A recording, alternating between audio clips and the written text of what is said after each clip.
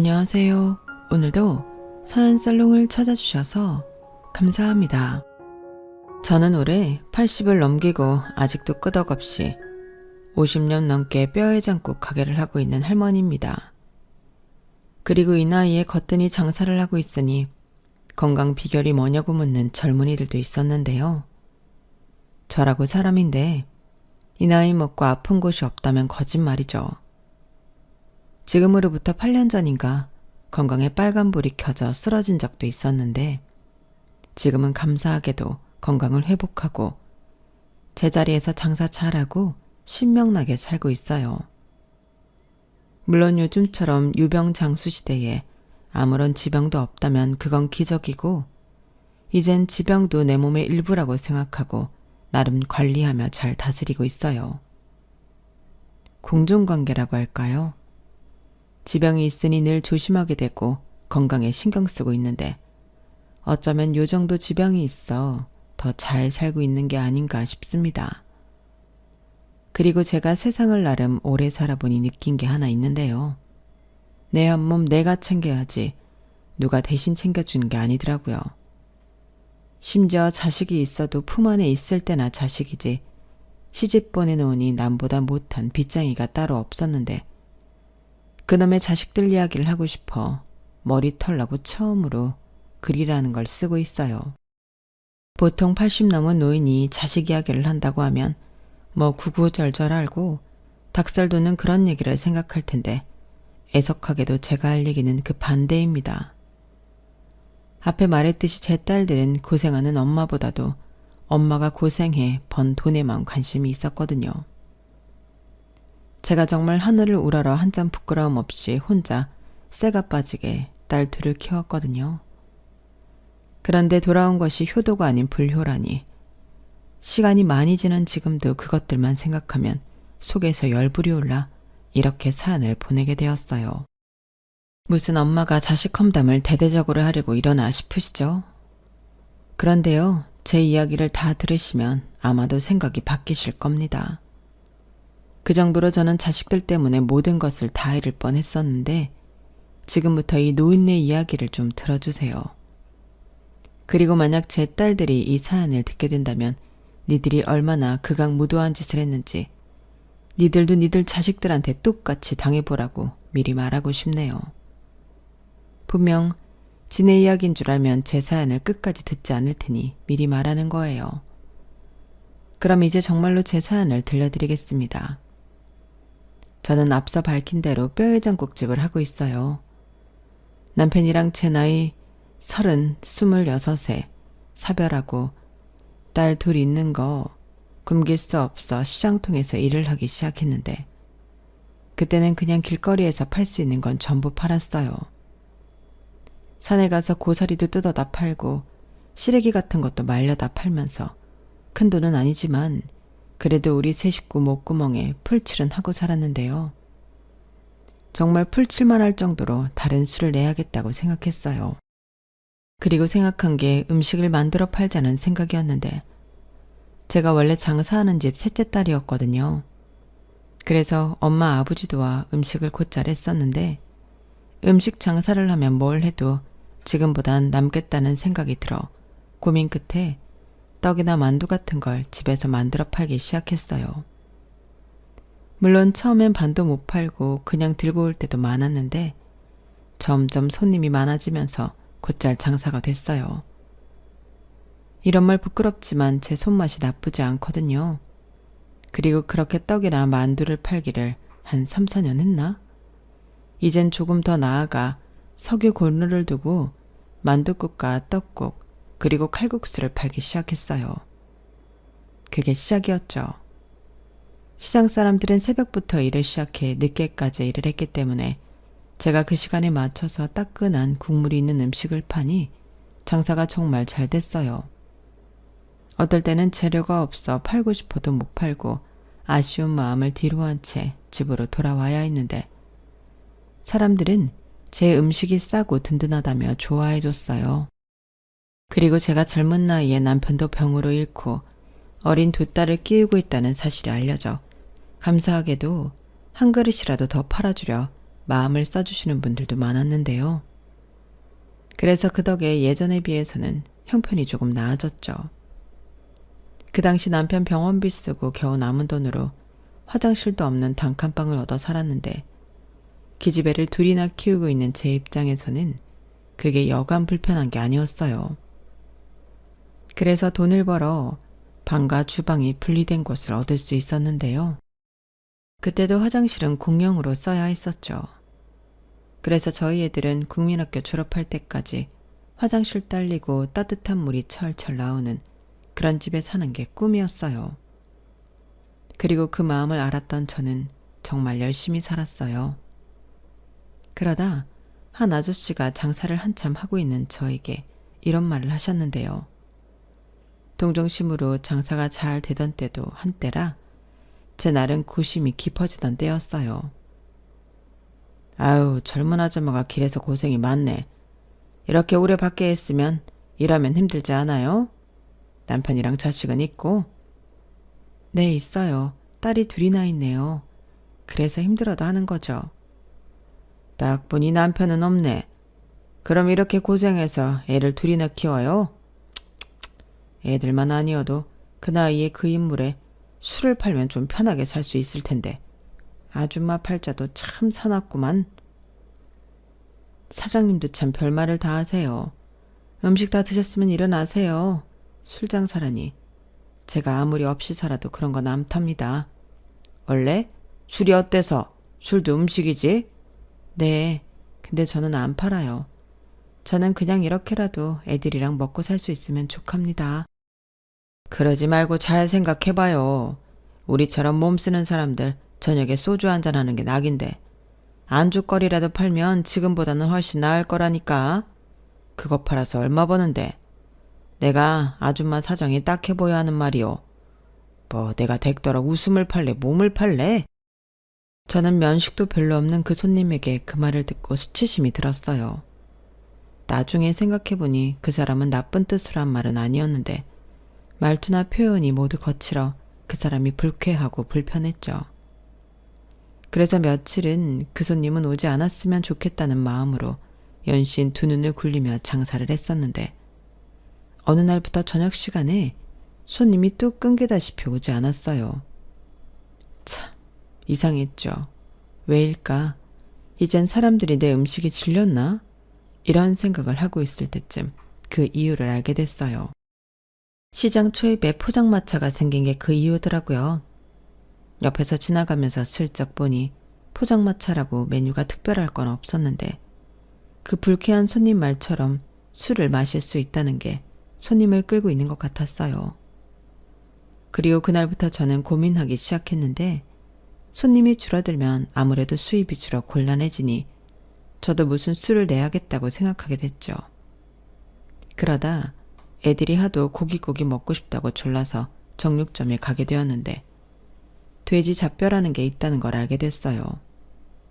보통 소뼈는 비싼데 돼지뼈는 갈비가 아니고서는 아주 저렴하더라고요. 그래서 그걸 사와 내내 끓여봤는데 돼지뼈에서도 뽀얀 국물이 나왔어요. 물론 소뼈 같은 진국은 아니었지만 이 국물로 뭐든 할 수 있을 것 같았죠. 그리고 뼈에 붙어있는 고기 살점도 있고 그래서 제 방식대로 시래기도 많이 넣고 당면도 넣어 돼지 뼈국을 끓여 팔았는데요. 사람들이 돼지고기긴 해도 고깃국에 밥을 말아 먹으니 더 든든하다며 아침이고 저녁이고 심지어 점심에도 와서 먹는데 예전에 만둣국 같은 걸 팔 때랑은 완전히 달랐어요. 이건 뭐 냄새부터 달랐으니 사람들이 싼 가격에 배를 채우겠다고 몰려오더라고요. 그리고 저는 내친 김에 저녁에 소주랑 편육 같은 걸 썰어 팔기 시작했는데 그것도 반응이 엄청 좋았어요. 젊은 세대기 이런 생각을 어떻게 했냐며 칭찬이 자자했죠. 하지만 제가 길에서 장사를 했잖아요. 그래서 한계가 있었고 또 누가 신고를 했는지 위생 어쩌고 하면서 구청에서 사람이 나오기도 했는데 이렇게는 장사를 할 수 없을 것 같았어요.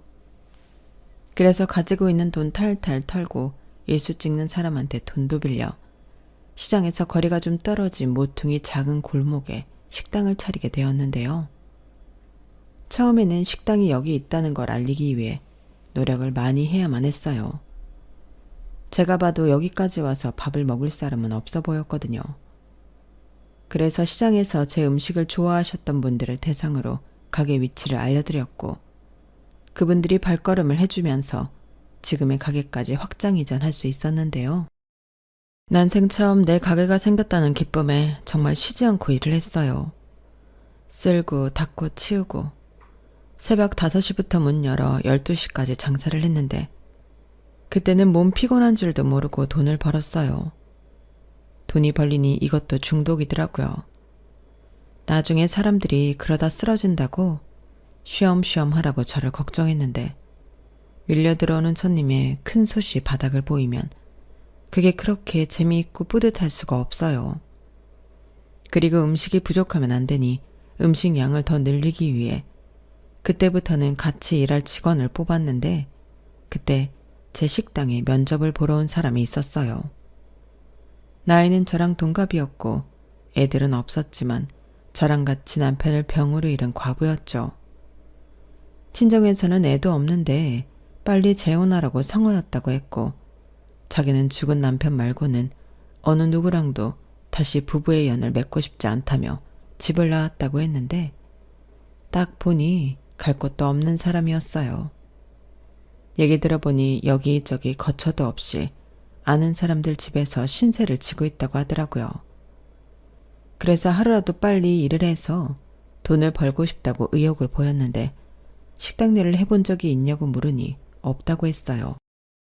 그러고 보니 차림새나 말투가 나름 양갓집 교수로 집에서 자손아 놓고 신부 수업만 받다 시집간 것 같았는데 그래도 살림은 좀 해봐서 배우면 할 수 있다고 뭐든 시켜만 달라고 나중에 무릎까지 꿇고 사정을 하더군요.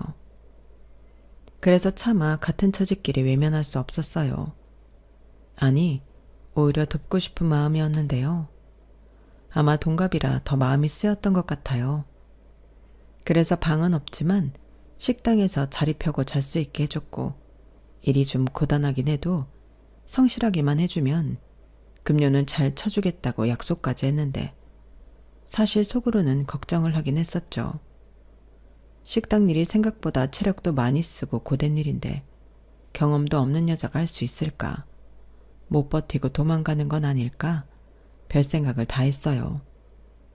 하지만 그 친구 역시 절박한 심정이라 그런지 일을 참 열심히 배웠고 머리가 좋아서 그런지 일도 금방 배웠는데 나중엔 제가 시키지 않아도 척척 하는 경지에 올라 있었어요.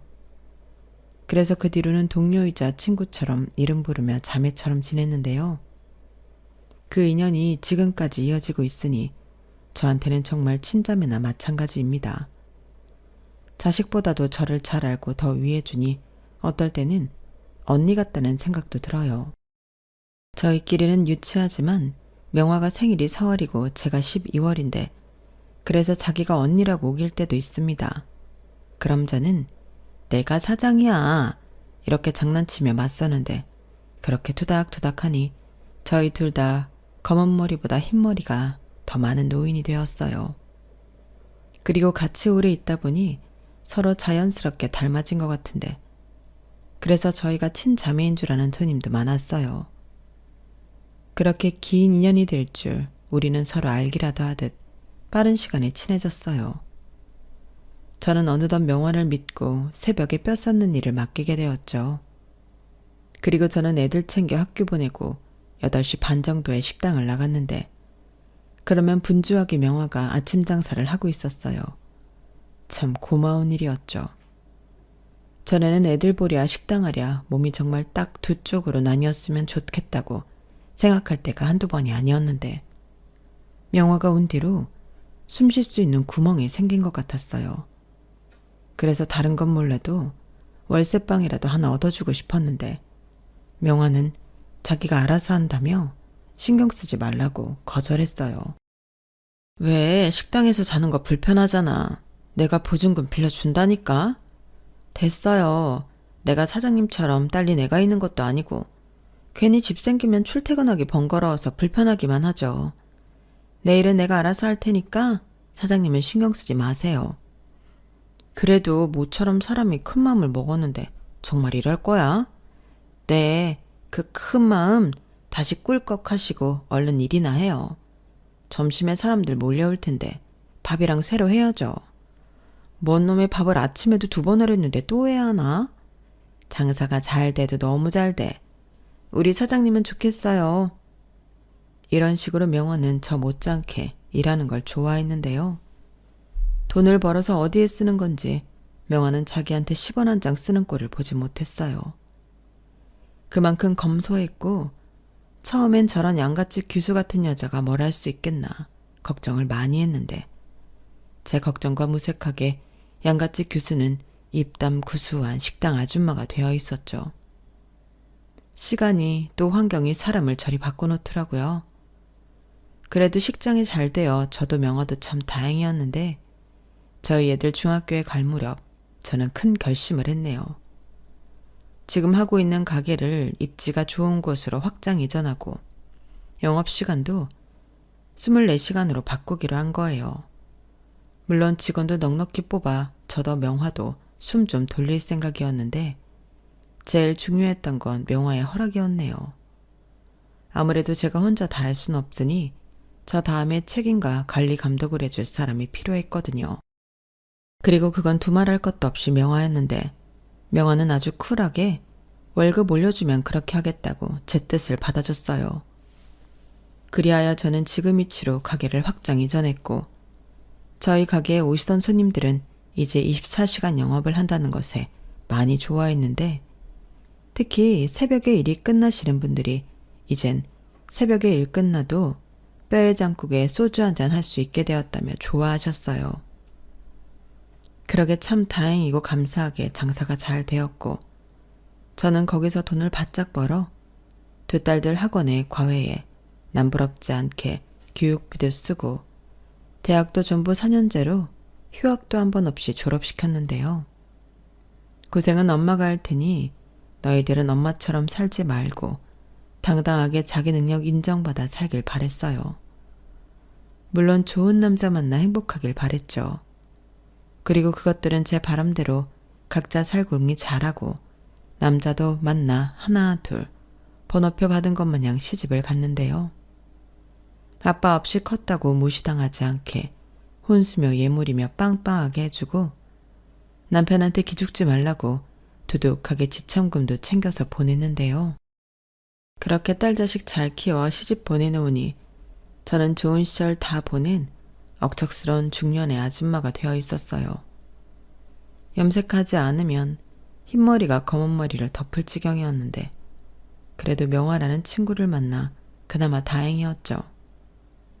명화는 저랑 동갑임에도 서열을 꼭 지키는 융통성 없는 사람이었는데 저는 그 점이 더 믿음직하고 좋았어요. 그리고 사람이 의리가 있는 게 그만큼 돈 벌고 제 옆에서 장사하는 거 봤으면 자기 가게 욕심 낼 만도 한데 명화는 그러지 않더라고요. 오히려 제가 명화 네가 2호 좀 할래? 니캉 내캉 서로 사장 소리 들으면 좋잖아 라고 농을 치면 됐어요.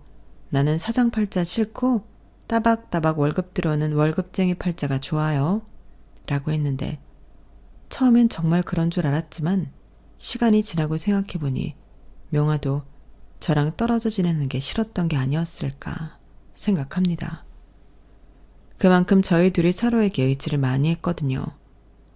그리고 저는 카운터를 통으로 명화에게 맡길 만큼 그 신뢰도가 두터웠는데 한 번은 제가 심한 몸살 감기에 걸려 힘든 날이 있었어요. 사장님은 괜히 다른 사람들한테 감기 옮기지 말고 쉬어요. 내가 가게는 알아서 볼 테니까 라고 저를 강제로 집에 보내는 등 말이 직원이지 가족과도 같은 존재였죠. 저는 그런 명화가 참 좋았죠. 융통성은 꽝이었지만 뼈 곡물처럼 진국인 게 저런 사람이 우리 가게에 와줬다는 것 자체가 저에겐 선물이라고 생각했고요. 그리고 그걸 알아갈 즈음 저랑 명화는 사이좋게 환갑을 넘기고 칠순을 넘겼어요. 솔직히 이 정도 나이가 되니 돈도 벌 만큼 벌었고 이제 일 그만하고 쉬어도 되지 않을까 생각하게 됐어요. 그런데 참 요상한 게 그런 생각이 들면 들수록 늘 손에 잡히던 일들을 놓을 수 없었는데 내가 없으면 이 가게는 어떻게 되나? 아니, 내가 이 가게를 접으면 내 음식을 좋아하던 손님들은 어떻게 되나? 별 생각이 다 들었어요. 그래서 명화한테 고민 상담이랍시고 막걸리 한 잔을 하고 있는데 명화가 그러더군요. 그것은 사장님 생각이 중요하지. 사장이 접으면 끝이고 사장이 계속하면 계속하는 거고. 아니 그러니까 명화 네 생각을 말해보라는 거지. 우리 이제 70이다. 이 정도 나이 먹었으면 쉬어야 하지 않아? 그래요 그럼 가게 접고 쉬어요. 근데 막상 접으려고 하니 솔직히 우리 가게 아깝잖아. 오는 단골도 많고. 그리고 내가 이 나이에 일도 없이 뭔 재미로 살아? 그럼 어쩌자고요? 하고 싶으면 하고 하기 싫으면 그만두는 거지. 왜 사장님 마음을 나한테 물어요? 그니까 나는 명화 너는 어떤가 싶어서 묻는 거야. 계속 일하고 싶어? 그것은 뭐 사장님이 하면 하는 거고. 에이 진짜 사람이 왜 그래? 저는 답답해서 순간 버럭하고 짜증을 냈어요. 그러자 피식 웃던 명화는 한참 뜸을 들이다가 술기운을 불어 이렇게 말했어요. 나는요, 사장님이 하고 잡은 게 있으면 무조건 거기 붙을 거예요. 나 살려주는 인인데 평생 따라가야지. 그러니까 나는 상관 말고 사장님 하고 싶은 대로 하시오. 재미없는 사람. 내가 무슨 은인이야. 그럼 그놈의 사장 소리 좀 집어치우고 은자야 하고 불러봐. 말도 좀 놓고. 그럼 안 되죠. 엄연히 사장이고 직원인데 나중에요. 사장님이 사장 아닐 때 그럽시다. 그럼 명화한테 사장님 소리 안 들으려면 가게 때려치워야겠네. 그래, 결정했어. 저는 그때 무슨 마음인지 그런 마음이 탁 하고 먹어졌어요. 그런데 40년 넘게 한 가게를 한순간에 접을 수는 없었고 직원들도 그렇고 슬슬 저도 정리를 먼저 해야겠다는 생각이 들었어요. 한번 쓰러지고 난 뒤로는 내가 언제 갑자기 죽을 수도 있다는 생각이 들었거든요. 그래서 딸과 사이들을 모두 불러 재산 정리를 하려고 했죠. 제일 꼴불견인 게 장례식장에서 부모 재산 가지고 싸우는 것들인데 제 자식은 그러지 않길 바랬거든요. 그리고 어차피 물려줄 재산인데 살아있을 때 정리해주고 싶었는데요.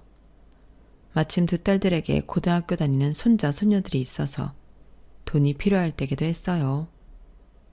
그래도 시집간 뒤 용돈 준 적은 없어도 용돈 달라고 한 적은 없던 착한 딸들이었는데 엄마가 죽기 전에 크게 한 번씩은 도와주고 싶었죠. 그런데 말입니다. 참 이상한 게 제가 재산 정리하자고 하니 처음에 딸들이 콧방귀도 끼지 않았는데요. 뼈의 전국 팔아서 얼마나 벌었다고 재산 정리를 하며 저더러 일 그만하고 그 돈 다 쓰고 100살까지 살라고 하더니 제가 통장이랑 땅 문서, 건물 등기 권리증을 보여주자 눈이 튀어나오게 놀라며 저를 한참이나 어리 빠진 모습으로 쳐다봤어요. 그러자 큰 사위가 먼저 입을 열었는데요.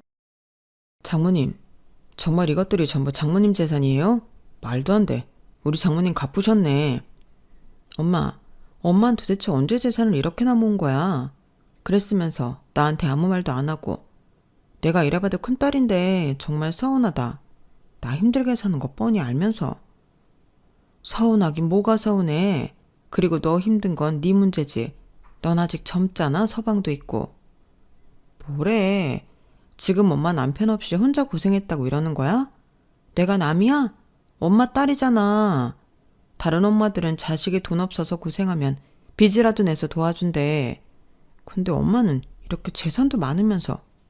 언니는 왜 엄마한테 그래? 무조건 자식이라고 다 해줘야 하는 건 아니지. 그럼 잘 사는 자식은 한 푼도 받지 말라는 거야? 이제라도 공평하게 나누면 되겠네. 그래요, 처요. 이제라도 장모님 도움받게 되셨는데 잘 된 거죠. 장모님도 다 뜻이 있어서 그런 거예요. 그렇죠, 장모님? 그러니 너무 서운하게 생각하지 마시고 어떻게 나누면 될까요? 그리고 나눈다면 언제 주시는 거죠? 나처럼 장사꾼 아니랄까봐. 왜? 지금 당장 줬으면 좋겠나? 자네는 호프집인지 이자카야인지 잘 된다면서 뭐가 그렇게 한달이야? 다 알아서 줄 텐데. 그럼요, 저는 급하지 않아요. 언제 주셔도 감사하죠. 근데 처형네가 힘들다고 하니까. 자네 말이 아까부터 계속 거슬리는데 왜 우리를 파나? 내가 아무리 힘들어도 자네한테 도와달라고 한 적도 없는데 왜 사람을 없는 취급을 해? 형님, 왜 이러세요? 돈 없다고 자격지심 느끼시는 거예요? 저는 아무 말 안 했습니다. 그리고 솔직히 지금 당장 돈 필요하시잖아요. 형님 하시던 사업 엎어지고 지금 돈 나올 구멍 없어서 처형이 전전긍긍하는데 효석이 고3이잖아요. 효석이 대학 안 보내실 거예요? 뭐야? 너 이 새끼 진짜 그만 안 해? 여보, 당신까지 왜 그래? 솔직히 제부가 하는 말 틀린 말 없잖아. 엄마, 나 진짜 요즘 너무 힘들어. 재산 정리를 하든 뭘 하든 나 좀 도와줘. 그리고 내가 큰딸이고 형편이 어려우니까 조금 더 줘도 되잖아. 쟤들은 집도 있고 외제차 굴리면서 잘 사는데. 언니, 이건 아니지. 우리가 잘 산다고 엄마 재산 가져가지 말라는 거야? 뭐야? 우리도 힘들어. 남들 보기에 잘 사는 것처럼 보여도 우리도 나름 애먹는 거 있다고. 큰딸이면 뭐, 대수야? 뭐? 너 지금 언니한테 그게 무슨 말버릇이야? 싸가지 없게. 왜? 내가 너보다 못 사는 것 같으니까 언니고 나발이고 내가 웃음냐? 이것들이 조용히 안 해? 어떻게 된 게 니들은 내 앞에서 이런 모습을 보이니? 큰딸이든 작은딸이든 엄마 이제 괜찮냐고 물어보는 자식 하나도 없어? 내가 왜 재산 정리를 하자고 하는데 니들 이게 무슨 뜻인지 몰라?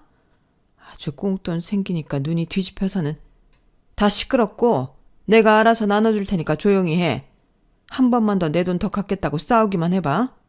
그때 니들 앞에 한 푼도 안 주고 전부 팔아서 사회에 기부하고 죽을 거야. 왜? 내가 못할 것 같아?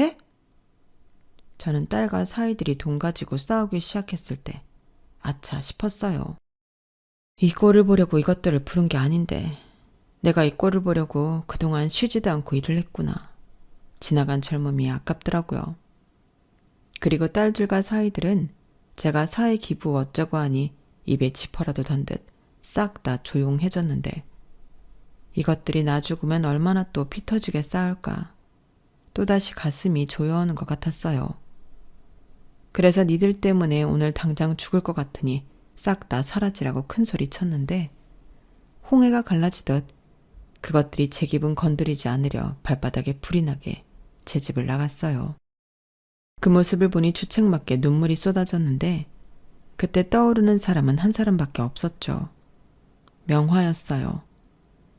그래서 가게로 터덜터덜 갔고 소주 한 잔에 깍두기 놓고 명화 앞에서 청승을 떨었는데 술 기운 때문인지 그날따라 가기가 참 아깝더군요. 명화야, 그러지 말고 너는 나보다 건강하니까 네가 이 가게 맡아서 할래? 어차피 우리 애들은 돈만 관심 있지 가게 할 생각은 없을 거고 지금 보니 이거 그냥 문 닫기는 너무 아깝네. 왜 또 이랬다가 저랬다가 그런데요? 얼마 전까진 안 한다고 했잖아요. 그리고 내가 그때 분명히 말했는데 사장님이 하면 같이 하고 사장님 안 하면 나도 안 한다고. 근데 왜 사장님만 쏙 빠지는 건데요? 설마 나 바지 사장 시켜놓고 혼자만 탱자탱자 놀러 다니려고? 됐어요. 내가 남편이 있나? 사장님처럼 건사할 자식이 있나? 나도 돈 벌 만큼 벌었고 미련 없으니 그냥 사장님이 100살까지 하시다가 죽이 됐든 밥이 됐든 자식들한테 줘요. 지금까지 내가 뭘 어디로 들었어. 그것들이 내 돈에만 관심이 있다니까? 다 나이 먹으면 달라져요. 사장님이 100살까지 살면 자식들 나이가 몇인데 그나마 자식들도 장수하지 않은 한 장사도 몇 년 못하겠네. 지금 나 놀려? 나는 심각해 죽겠구만. 심각할 게 뭐가 있어요? 사람이 한번 쓰러졌다고 심장이 쿵얼만해졌나. 지금이라도 관리하고 조심하면 100살까지 충분히 살지. 그리고 이 가게를 이렇게 좋아하는데 정리는 무슨. 됐고 그냥 지금처럼 신나게 돈이나 벌고 이제 좀 돈 좀 쓰고 그러고 살아요. 뭐 이쁜 자식이라고 그 돈을 다 줘? 고생한 보람도 없이. 보람이 왜 없어? 나는 매일매일 보람 있어. 그리고 가게가 잘 돼서 명아 너랑 이러고 있는 거잖아. 생각해보면 월급이랑 보너스 준 거 말고는 해준 것도 없는데 이 가게라도 받으라니까. 됐다고요. 막말로 내가 먼저 가면 어쩌려고? 나는 물려줄 자식도 없는데. 아유, 농땡이는 이제 그만 쳐야겠네. 사장님은 오늘 손님으로 왔지만 난 근무 중이니까 갈 때 소주값 내고 가요. 저는 명화의 말에 어이가 없어서 웃음이 나왔어요. 아니, 내가 사장인데 술값까지 내고 가야 합니까?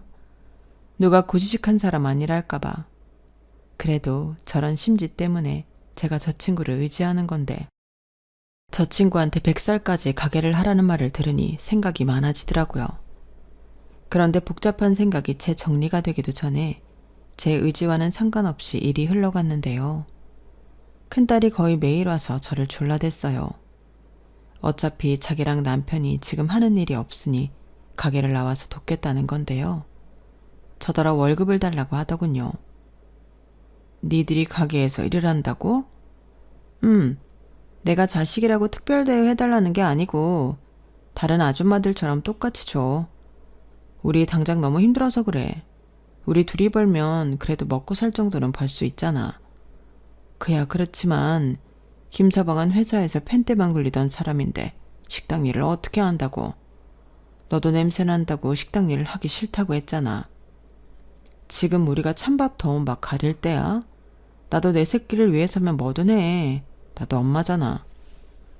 저는 큰딸의 애절한 부탁에 그러라고 했어요. 다른 건 몰라도 일해서 돈을 벌겠다는데 엄마로서 그것까지 하지 말라고는 할 수 없더라고요. 그래서 특별 대우는 없으니 다른 아줌마들한테 똑같이 일 배우고 하라고 했는데 생각보다 큰딸과 사위가 일을 곧잘 하더군요. 물론 실수도 많이 하고 서툰 게 눈에 많이 보였지만 이를 악물고 버티는 게 솔직히 대견했어요. 자기 말대로 새끼를 위해서면 뭐든 하겠다고 하더니 내 딸도 엄마가 됐구나. 그런 생각도 들었죠. 하지만 5일 정도가 지나니 일이 너무 힘들다고 슬슬 불만의 소리가 터져 나왔고 버는 것보다 약값이 더 들겠다며 큰딸이 먼저 나자빠져 버리더군요. 그래서 애 핑계를 대며 자기는 나오지 않았고 사위만 나와서 일을 했는데요. 그래도 사위는 꿋꿋하게 버티려고 애를 쓰는 것 같았어요. 그리고 2달이 조금 지났을까? 사위가 저한테 할 말이 있다며 웬일로 자기 집에 초대를 했는데 제가 자식들 집에 가는 일이 진짜 거의 없거든요. 그래서 하도 오라고 해서 오랜만에 간 큰딸 집이었는데 제가 도착하니 큰딸이 제가 좋아하는 음식이라고 양념게장과 해물찜을 해놨더군요. 제가 고기 장사를 하니 좋아하는 건 생선이나 해산물이거든요. 그리고 첫째가 저를 닮아 음식 솜씨가 좋은 편이었는데 딱 봐도 먹음직스러웠어요. 오랜만에 오는 손자 녀석도 할머니가 왔다고 생글생글 웃으며 옆에 앉는데 물색 없이 그게 참 좋더군요. 그래서 맛있게 밥도 2공기 비우고 후식으로 과일도 먹으며 모처럼 엄마 대접을 받았는데 사실 그것들은 꿍꿍이가 있었어요. 저도 눈치가 백단인데 그걸 모르지 않았죠. 그리고 제 예상대로 큰딸이 먼저 제가 아는 가게를 달라고 하더군요. 엄마, 내가 이랑 상의를 해봤는데 우리는 다른 재산은 필요 없고 엄마 가게를 줘. 어차피 엄마 가게 정리하고 싶어 했다며 주방에 심씨 아줌마가 그러던데 엄마가 쓰러지고 나서부터 가게 정리하고 싶어 했다고. 그럼 그냥 정리하는 것보다 내가 하는 게 낫지 않겠어? 너는 5일 만에 나가 떨어져 놓고 그게 지금 할 소리야? 왜? 엄마가 하는 거 보니 장사가 쉬워 보여? 아님 너는 그냥 카운터에 앉아서 돈만 세면 될 것 같아? 아니, 나도 5일이긴 했지만 볼 건 다 봤지. 그리고 내가 힘들어서 나가 떨어졌나? 고3 수험생 엄마니까 어쩔 수 없는 부분도 있는 거지. 대신 네가 성실하게 잘하잖아. 그야 그건 그렇지. 너보단 낫더라고. 그러니까 우리가 이참에 엄마 가게 물려받아서 계속 잘해볼게. 엄마 솔직히 이대로 가게 문 닫는 거 아깝잖아. 그렇다고 70도 넘었는데 엄마가 언제까지 계속 할 거야? 우리 엄마는 계속 뭐 일만 하나? 여행도 다니고 하고 싶었던 것도 좀 하고 그렇게 살아야지. 얼마나 더 산다고? 왜? 니네 엄마 금방 죽냐? 엄마는 무슨 말을 해도 나는 그냥 엄마가 짠해서 그렇지. 우리 엄마도 좋아하는 거 있을 텐데 장사하느라 그런 거 못 해봤잖아. 우리도 당장 돈벌이가 필요하고 이것만큼 딱인 게 뭐가 있어? 그래도 이렇게 홀랑 줄 순 없어. 가게를 하려면 일을 제대로 배워야지. 지금이야 손님들이 계속 있지만 맛이 조금이라도 변하면 손님들 발길 뚝 끊긴다. 알지. 내가 누구 딸이야. 하는 자식 딸이잖아. 엄마한테 제대로 배워서 내가 이랑 더 잘할게. 2호, 3호 아주 프랜차이즈를 낸다니까. 네, 장모님. 맡겨만 주세요. 진짜 장모님 얼굴에 먹칠하지 않도록 최선을 다해서 열심히 하겠습니다. 제가 옆에서 일을 해보니까 장모님 진짜 대단하세요. 존경한다니까요. 그래, 엄마 그러지 말고 엄마가 딱 지금 결정해. 대신 내가 엄마 다른 데산 하나도 안 받을게. 선정이 가지라고 해. 그럼 선정이도 불만 없을걸? 엄마, 우리 자매 싸우는 거 싫잖아. 저는 딸과 사이가 비행기를 태워줘서가 아니라 현실적으로 그게 맞겠다는 생각을 했어요. 솔직히 딸 둘이 제 가게를 물려받지 않을 거라고 생각해 그쪽으로는 생각하지 않았는데 큰딸 내외가 먼저 저렇게 말을 하니 더없이 좋은 생각인 것 같았어요.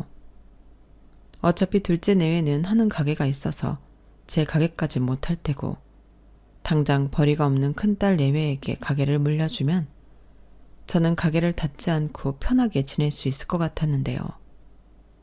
그래서 좋다고 하고 내일 당장부터 음식 만드는 방법을 배우라고 했죠. 좋아. 근데 장사라는 게 절대 쉬운 일이 아니다. 네가 했던 것보다 훨씬 고되고 힘든 일이야. 내일 당장 새벽에 나와서 돼지 뼈 섭는 것부터 배워. 어차피 일을 하려면 새벽잠은 못 잔다고 생각해. 알았어, 엄마. 진짜 고마워요. 나 정말 열심히 할 거야. 저도 너무 감사합니다. 장모님이 저희 생명의 은인이세요. 제가 열심히 해서 장모님 후회하는 일 없도록 하겠습니다. 이렇게 가게는 첫째 내외에게 물려주기로 했어요. 그리고 다음 날부터 일을 가르치고 있었는데 둘째가 난리가 났더군요. 아니, 누구 마음대로 가게를 언니한테 주냐며 저를 아주 잡아먹을 듯이 덤비는 거예요. 엄마, 진짜 서운하다. 어떻게 나한테는 상의도 없이 이 가게를 언니한테 줘? 아, 시끄러워. 아직 안 줬어. 그리고 지금은 일 배우는 중이고 하는 거 봐서 줄 거야. 어차피 너는 네 가게에 있어서 내 가게 못 하잖아. 누가 못한대? 나 할 수 있어. 막말로 나랑 남편이랑 사람이 둘인데 하나씩 맡아서 하면 되지. 솔직히 아무것도 모르는 언니보다야 장사 좀 해본 내가 훨씬 낫지 않겠어? 아, 이것들이 진짜 요즘 왜 이러는 거야. 그럼 니들이 합의 봐.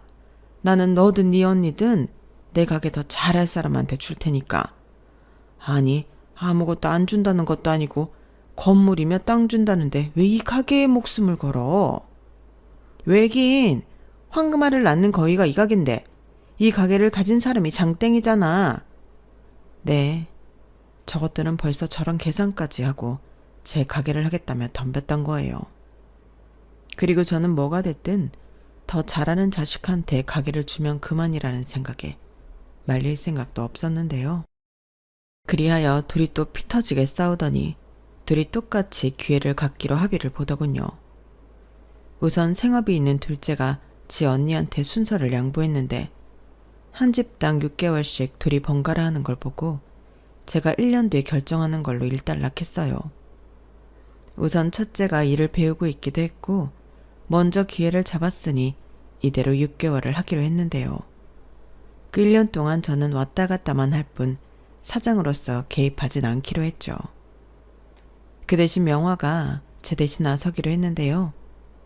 큰딸 내외는 둘째네한테 가게를 뺏기지 않으려 정말 열심히 일을 배웠어요. 특히 사위가 참 열심히 했는데 거의 15시간 이상을 가게에 매달려 일을 하더라고요. 하지만 식당 일이라는 게 꾸준히 하는 거라서 저러다 지치면 어쩌나 걱정이 됐는데 아니나 다를까 이번에는 큰 사위가 먼저 나가 떨어졌어요. 평소 몸 쓰는 일을 하지 않던 사람이 몇 달 동안 제대로 쉬지도 않고 일을 했으니 나가 떨어져도 이상하지 않았죠. 그런데 문제는 처음에 보였던 의욕이 다른 곳으로 향했다는 건데요. 큰딸이 먼저 저한테 그러더군요. 엄마, 근데 어차피 엄마 레시피는 다른 사람들도 다 아는 거 아니야? 명호 아줌마 있잖아. 그럼 나랑 우리 그이는 카운터나 보면 되는 거 아닌가? 24시간이니까 12시간씩 우리 둘이 번갈아 보면 되지. 다른 직원 아줌마들도 많은데 우리가 굳이 음식을 만드는 방법까지 알아야 해? 우리 그이 이번에 완전히 몸 축 났어. 이렇게까지 할 일이 아니잖아. 뭐가 어쩌고 저째? 그럼 그 가게 사장이 음식 만드는 방법도 모르는데 그 가게가 제대로 굴러가? 네 서방 몸 축 난 거 걱정할 게 아니라 일을 제대로 배울 생각을 해. 꾀부리지 말고. 너 선정이가 지금 자기 차례 기다리고 있는 거 몰라? 걔도 못해. 걔가 왜 저녁 장사를 하는데 새벽에 걔가 일어날 수 있을 것 같아? 특히 24시간 돌아가는 일은 더 못하지. 매제가 지금 하고 있는 이자카야 접을 거 아니라며. 엄마, 그냥 엄마가 결정해. 됐다. 너 일 배울 생각 없으면 여기서 빠져. 내가 문 닫았으면 닫았지. 너한테는 내 가게 못 주겠다. 저는 큰딸의 말에 괘씸했어요. 그리고 항상 사탕 발림 얘기를 잘도 하던 사위는 그날은 꿀먹은 벙어리처럼 입을 꾹 닫고 있었는데요. 일이 고되긴 했는지 엄두를 못 내는 것 같았어요. 그러게 처음부터 너무 의욕적으로 덤벼든다고 생각했더니 완전히 질려버린 눈치더라고요. 그리고 6개월도 되지 않았는데 둘째 딸의 순서가 되었고 둘째 딸은 언니랑은 다르다며 첫날부터 제법 일을 곧잘 했죠. 아무래도 식당 짬바가 있으니 제가 봐도 다르긴 달랐어요. 게다가 음식 만드는 방법을 가르쳐주면 그걸 메모하고 또 연습하면서 열심히 했는데 그래, 저렇게 자기가 알아서 해야지 라는 생각이 절로 들면서 역시 가게는 하던 사람한테 넘기는 게 맞았구나 하는 생각이 절로 들었는데요. 이젠 엉뚱한 곳에서 제 뒤통수를 쳤어요. 저희 가게에는 명화 포함해서 10명 정도 직원이 있는데 이 직원을 너무 못살게 구는 거예요. 그러니까 직원들이 자리에 앉아서 쉬는 꼴을 못 봤는데 저는 그렇지 않거든요. 일이라는 게 없으면 좀 쉬고 수다도 떨고 그래야 할 맛이 나는 건데 저희 딸은 아주 군대나 다름없이 직원을 부리려 했어요. 월급 받으시면서 농땡이 치시면 안 되죠. 여기가 무슨 다방이에요? 커피는 왜 그렇게 또 많이들 마셔요? 공짜라고 지금 막 드시는 거죠. 그리고 화장실 청소 좀 신경 쓰세요. 식당이 아무리 좋으면 뭐예요? 화장실이 더러우면 그 식당 가기 싫은 거예요. 거기 두 아줌마들 아까부터 놀고 계시던데 가서 변기도 좀 닦고 바닥도 손으로 수세미 가져가서 박박 닦으세요. 뭐예요? 빨리 가세요. 조금 있으면 손님들 또 오시잖아요. 저는 그 모습을 보고 너무 놀라서 둘째를 불러다 혼을 냈어요. 사람들 그렇게 부리면 안 되는 거라고. 직원들이 있어야 가게가 굴러가는 거라고 따끔하게 혼을 냈는데 문제는 이것이 엄마인 제 말도 듣지 않더라고요. 엄마가 그렇게 사람을 봐주니까 저 아줌마들이 사장 무서운 줄 모르는 거야. 왜 월급 받고 여기서 쉬어? 근무 시간에는 일을 해야지. 일이 없어도 일을 찾아서 해야 하는 거야. 싫으면 나가라고 그래. 우리가 아쉽나? 자기네들이 아쉽지? 선정아, 너 정말? 그래요, 사장님. 저 그만둘래요. 아니, 살다 내가 이 나이 먹고 이런 하대까지 받으면서 일할 이유가 없죠. 저 오늘 날짜까지 정산해서 월급 넣어주시고 이만 가보겠습니다. 나 참 더러워서. 뭐예요? 아줌마, 지금 말 다 했어요? 거기 좀 서봐요. 나도요. 나도 그만둘라요. 아니, 이제 저 젊은 여씨 같은 게 사장이면 나는 앞으로 계속 이렇게 일을 해야 된다는 건데 저도 싫으네요. 돈이나 정확하게 계산해서 줘요. 이렇게 사람들이 같은 날 줄줄이 일을 그만두겠다고 나가는데 여기저기 놔둬요, 놔둬요 하니 제 심장이 벌렁벌렁 하는 것 같았어요. 그런데 마지막 목소리엔 제가 망연자실할 수밖에 없었는데 믿었던 명화까지 그만둔다고 하는 겁니다. 아니, 명화 너까지 이러면 어떡해? 사장님, 저도 이렇게는 여기서 일 못해요. 아무리 의리고 사장님이 제 은인이라도 제가 따님한테 의리 지킬 이유는 없잖아요. 그래요. 아줌마가 제일 마음에 안 들었어요. 아줌마가 뭐 사장이라도 돼요? 잘 됐네. 안녕히 가세요. 그래요. 가게 물려받을 사람이라고 그렇게 갑질을 했었더니 어디 엄마만큼 잘하는지 두고 보죠. 젊은 사람이 그러는 거 아니에요. 아무리 근무 시간이라도 해도 쉬는 시간도 있는 건데 그렇게 사람을 달달 볶아 먹으면 누가 버틴대? 아이고, 지금 누가 누굴 걱정해. 됐거든요. 아줌마들 아니어도 여기 와서 일하겠다는 젊은 사람들 많아요. 엄마 잘 됐어. 이참에 여기 물갈이 싹 하자. 내가 장부도 봤는데 그 월급 받고 저 아줌마들 미친 거 아니야? 요즘 젊은 사람들 일자리 없다고 난리야. 그 돈의 절반만 준다고 해도 여기 와서 열심히 할 거라고. 뭐야? 너 당장 내 가게에서 나가. 저는 둘째 딸에게 너무 화가 나서 소리쳤어요. 얼마나 크게 소리를 질렀는지 골이 다 흔들릴 지경이었는데 저희 가게에서 일했던 사람들은 최소 5년이 넘은 진짜 내 가족과도 같은 사람들이거든요. 그런데 딸이라는 게 와서 그 귀한 사람들한테 갑질을 하고 있으니 일을 아무리 잘 배운다고 해도 그건 용납이 되지 않았어요.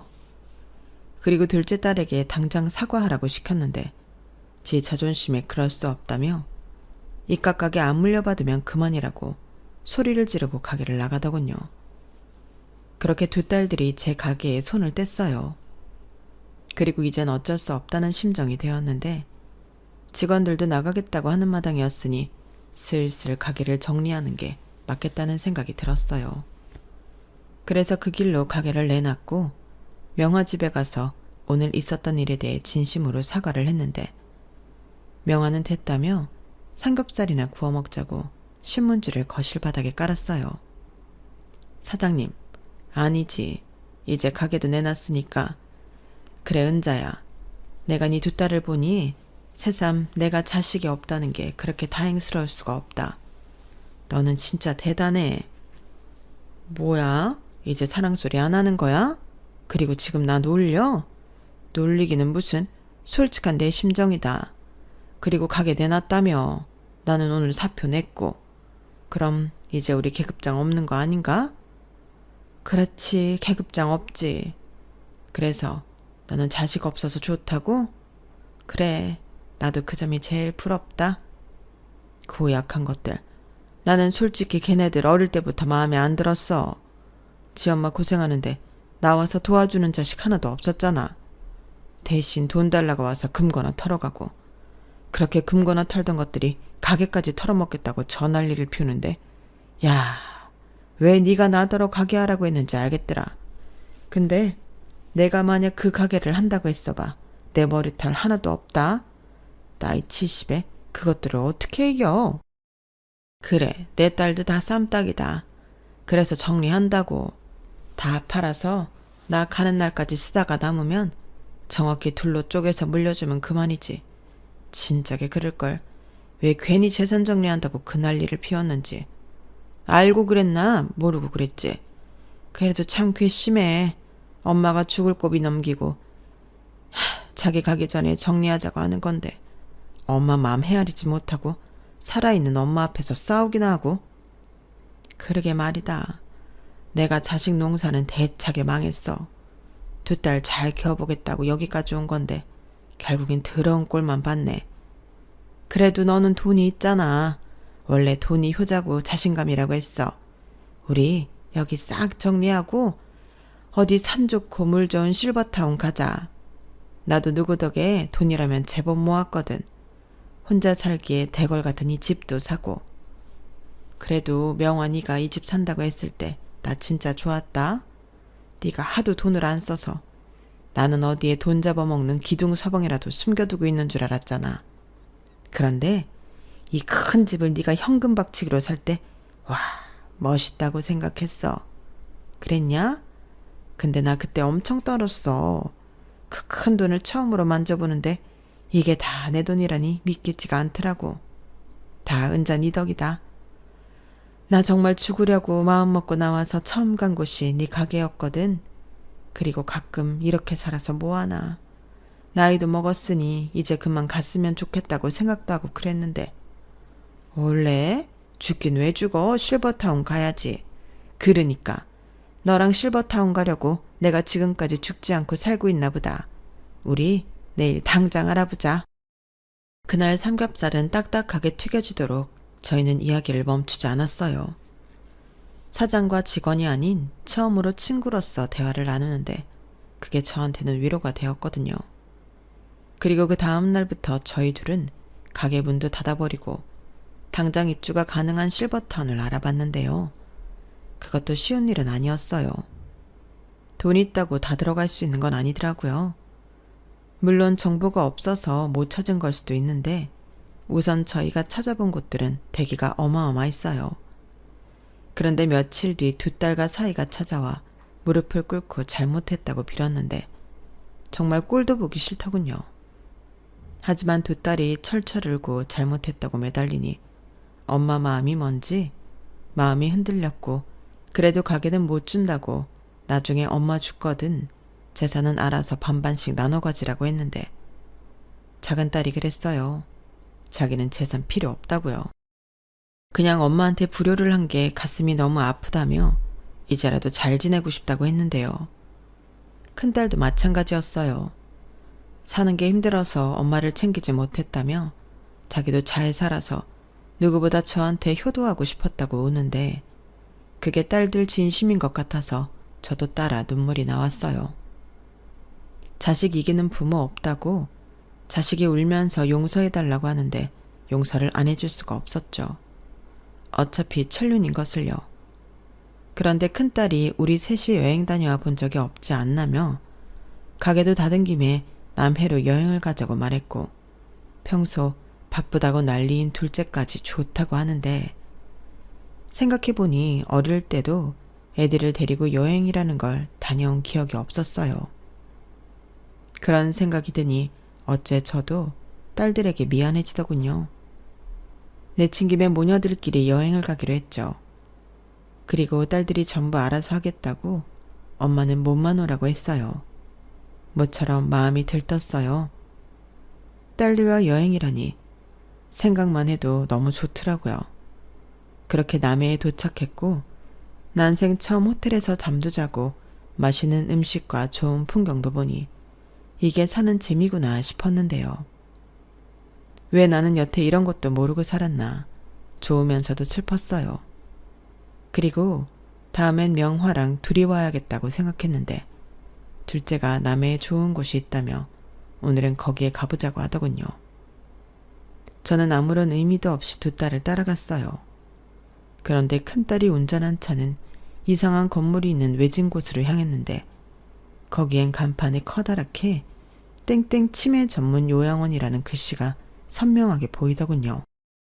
저는 깜짝 놀랐어요. 그리고 여기엔 왜 오냐고 정색했는데 그때 큰딸이 그랬는데요. 여기서 치매 검사도 해준대.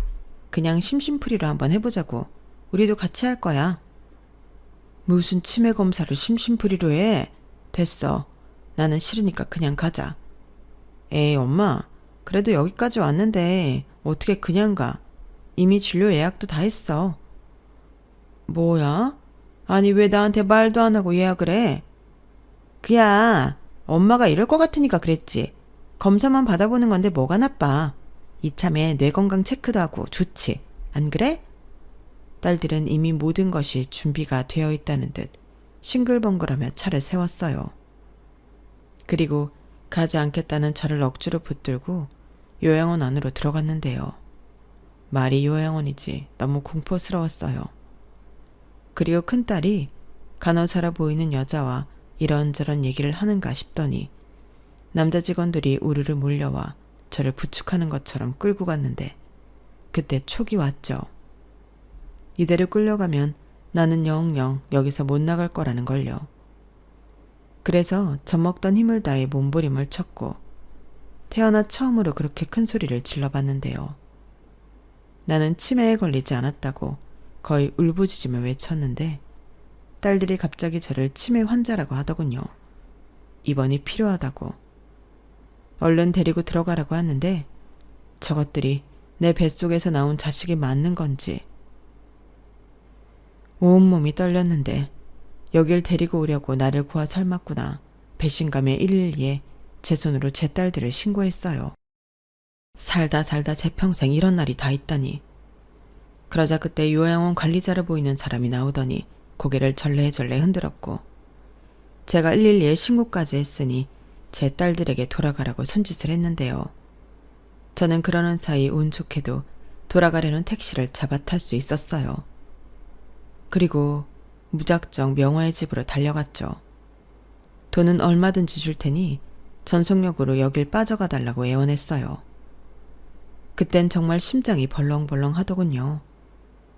이게 말로만 듣던 나이든 부모 요양원에 갖다 버리는 거구나 싶은 게 온몸이 사시나무 떨리듯 떨렸는데요. 명화 집에 도착하고도 저는 길에 서 있을 수조차 없었어요. 그리고 그때 제 연락을 받고 명화가 달려왔고 이게 무슨 일이냐며 저를 데리고 집 안으로 들어갔는데 저는 한동안 명화 집에 숨어 있었어요. 언제고 딸들이 저를 찾아내 저를 요양원에 보낼 것 같은 두려움이 생겼거든요. 그리고 명화 집에서 저는 거의 알아눕다시피 했는데 그러자 명화가 자기가 옆에 있으니 아무 걱정할 필요 없다며 저를 안심시켜줬어요. 그런 것들은 자식도 아니라며 자기가 혼구멍을 내겠다고 저보다 더 열받아 했는데 인생 노년에 이게 무슨 일인가 서글퍼졌죠. 솔직히 70 넘은 노인이 힘이 있어봤자 얼마나 있냐고요.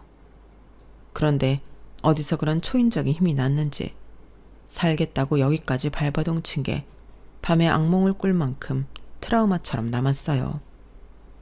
그때 제 옆을 지켜준 건 가족도 아닌 명화였죠. 그리고 명화의 조언을 듣고 저는 딸들에게 제대로 복수를 해야겠다는 생각했는데요. 저는 며칠 후 변호사를 찾아가 유언장을 만들었어요. 그러면서 정식으로 재산 정리까지 서류 작업을 했는데요. 괘씸한 딸들한테는 제가 죽어 없더라도 정말 한 푼도 가지 않게 모든 조치를 다 했어요.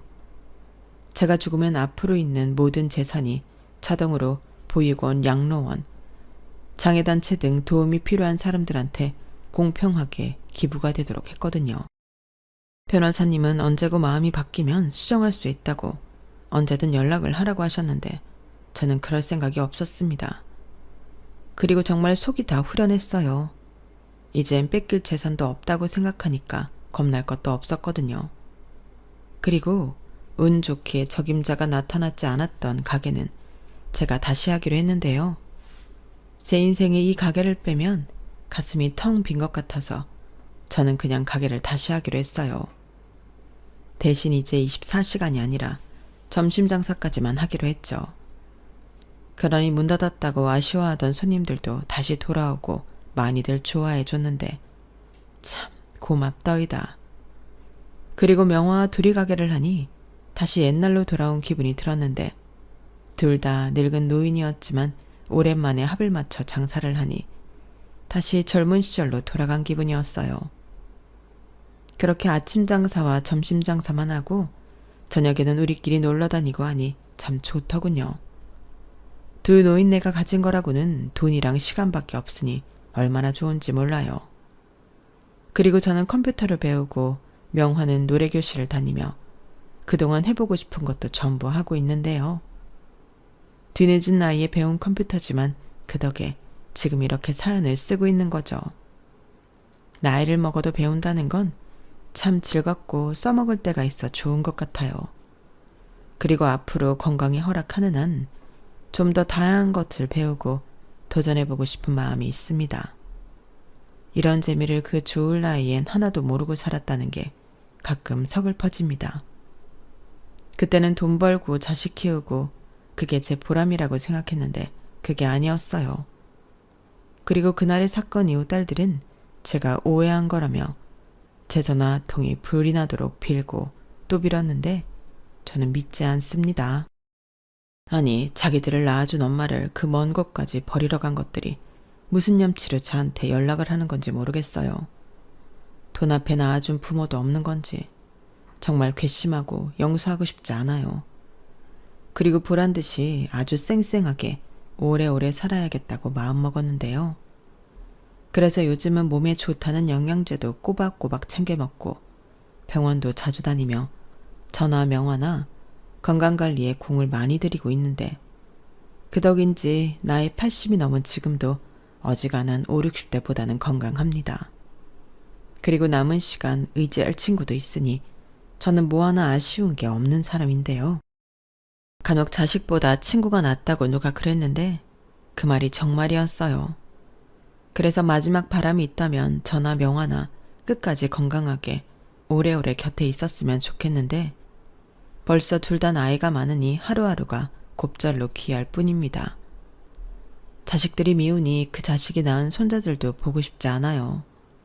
열심히 산 대가가 이런 거라면 이렇게 지독하게 일만 하고 살진 않았을 텐데 정말 후회가 막심합니다. 저는 열심히 살아 돈은 많이 벌었을지 몰라도 행복한 인생은 아니었던 것 같아요. 만약 제가 그때 딸들과 사위한테 제가 가진 것들을 오픈하지 않았다면 이런 일도 없었을 텐데 순수하게 자식들을 믿은 제가 바보였습니다. 그래도 제 마음 한켠에는 제 딸들은 다 착하고 정직하다고 생각했거든요. 하지만 돈 앞에서는 핏줄도 또 천륜도 없었는데 지들이 차버린 복은 더 어려운 사람들에게 나눠주며 제 남은 인생은 보람있게 마무리하려고요. 무자식이 상팔자라고 저는 앞으로 그것들과 상관없이 좋은 거 비싼 거 먹고 잘 살 겁니다. 그게 고생만 하고 늙어버린 저에게 제가 해줄 수 있는 유일한 보상인 것 같거든요. 그러니 여러분들도 너무 희생하지 마시고 스스로한테 선물도 하고 그렇게 사세요. 제가 살아보니 내 마음처럼 되는 건 세상에 오직 나 하나뿐이더라고요. 그걸 조금이라도 더 빨리 알았으면 좋으련만 이제라도 그렇게 살 생각입니다. 많이 늦은 것 같지만 그래도 지금이라도 하고 싶은 거 다 하고 살려고요. 저는 그럴 자격이 충분히 있는 사람이잖아요. 제 사연은 여기까지입니다.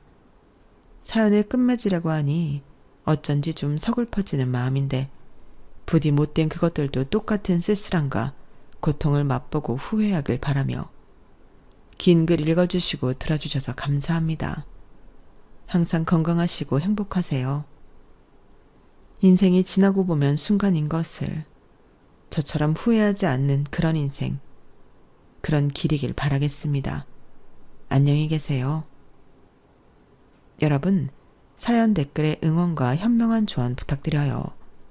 좋아요와 구독은 저에게 큰 힘이 됩니다. 오늘도 좋은 일 가득하세요.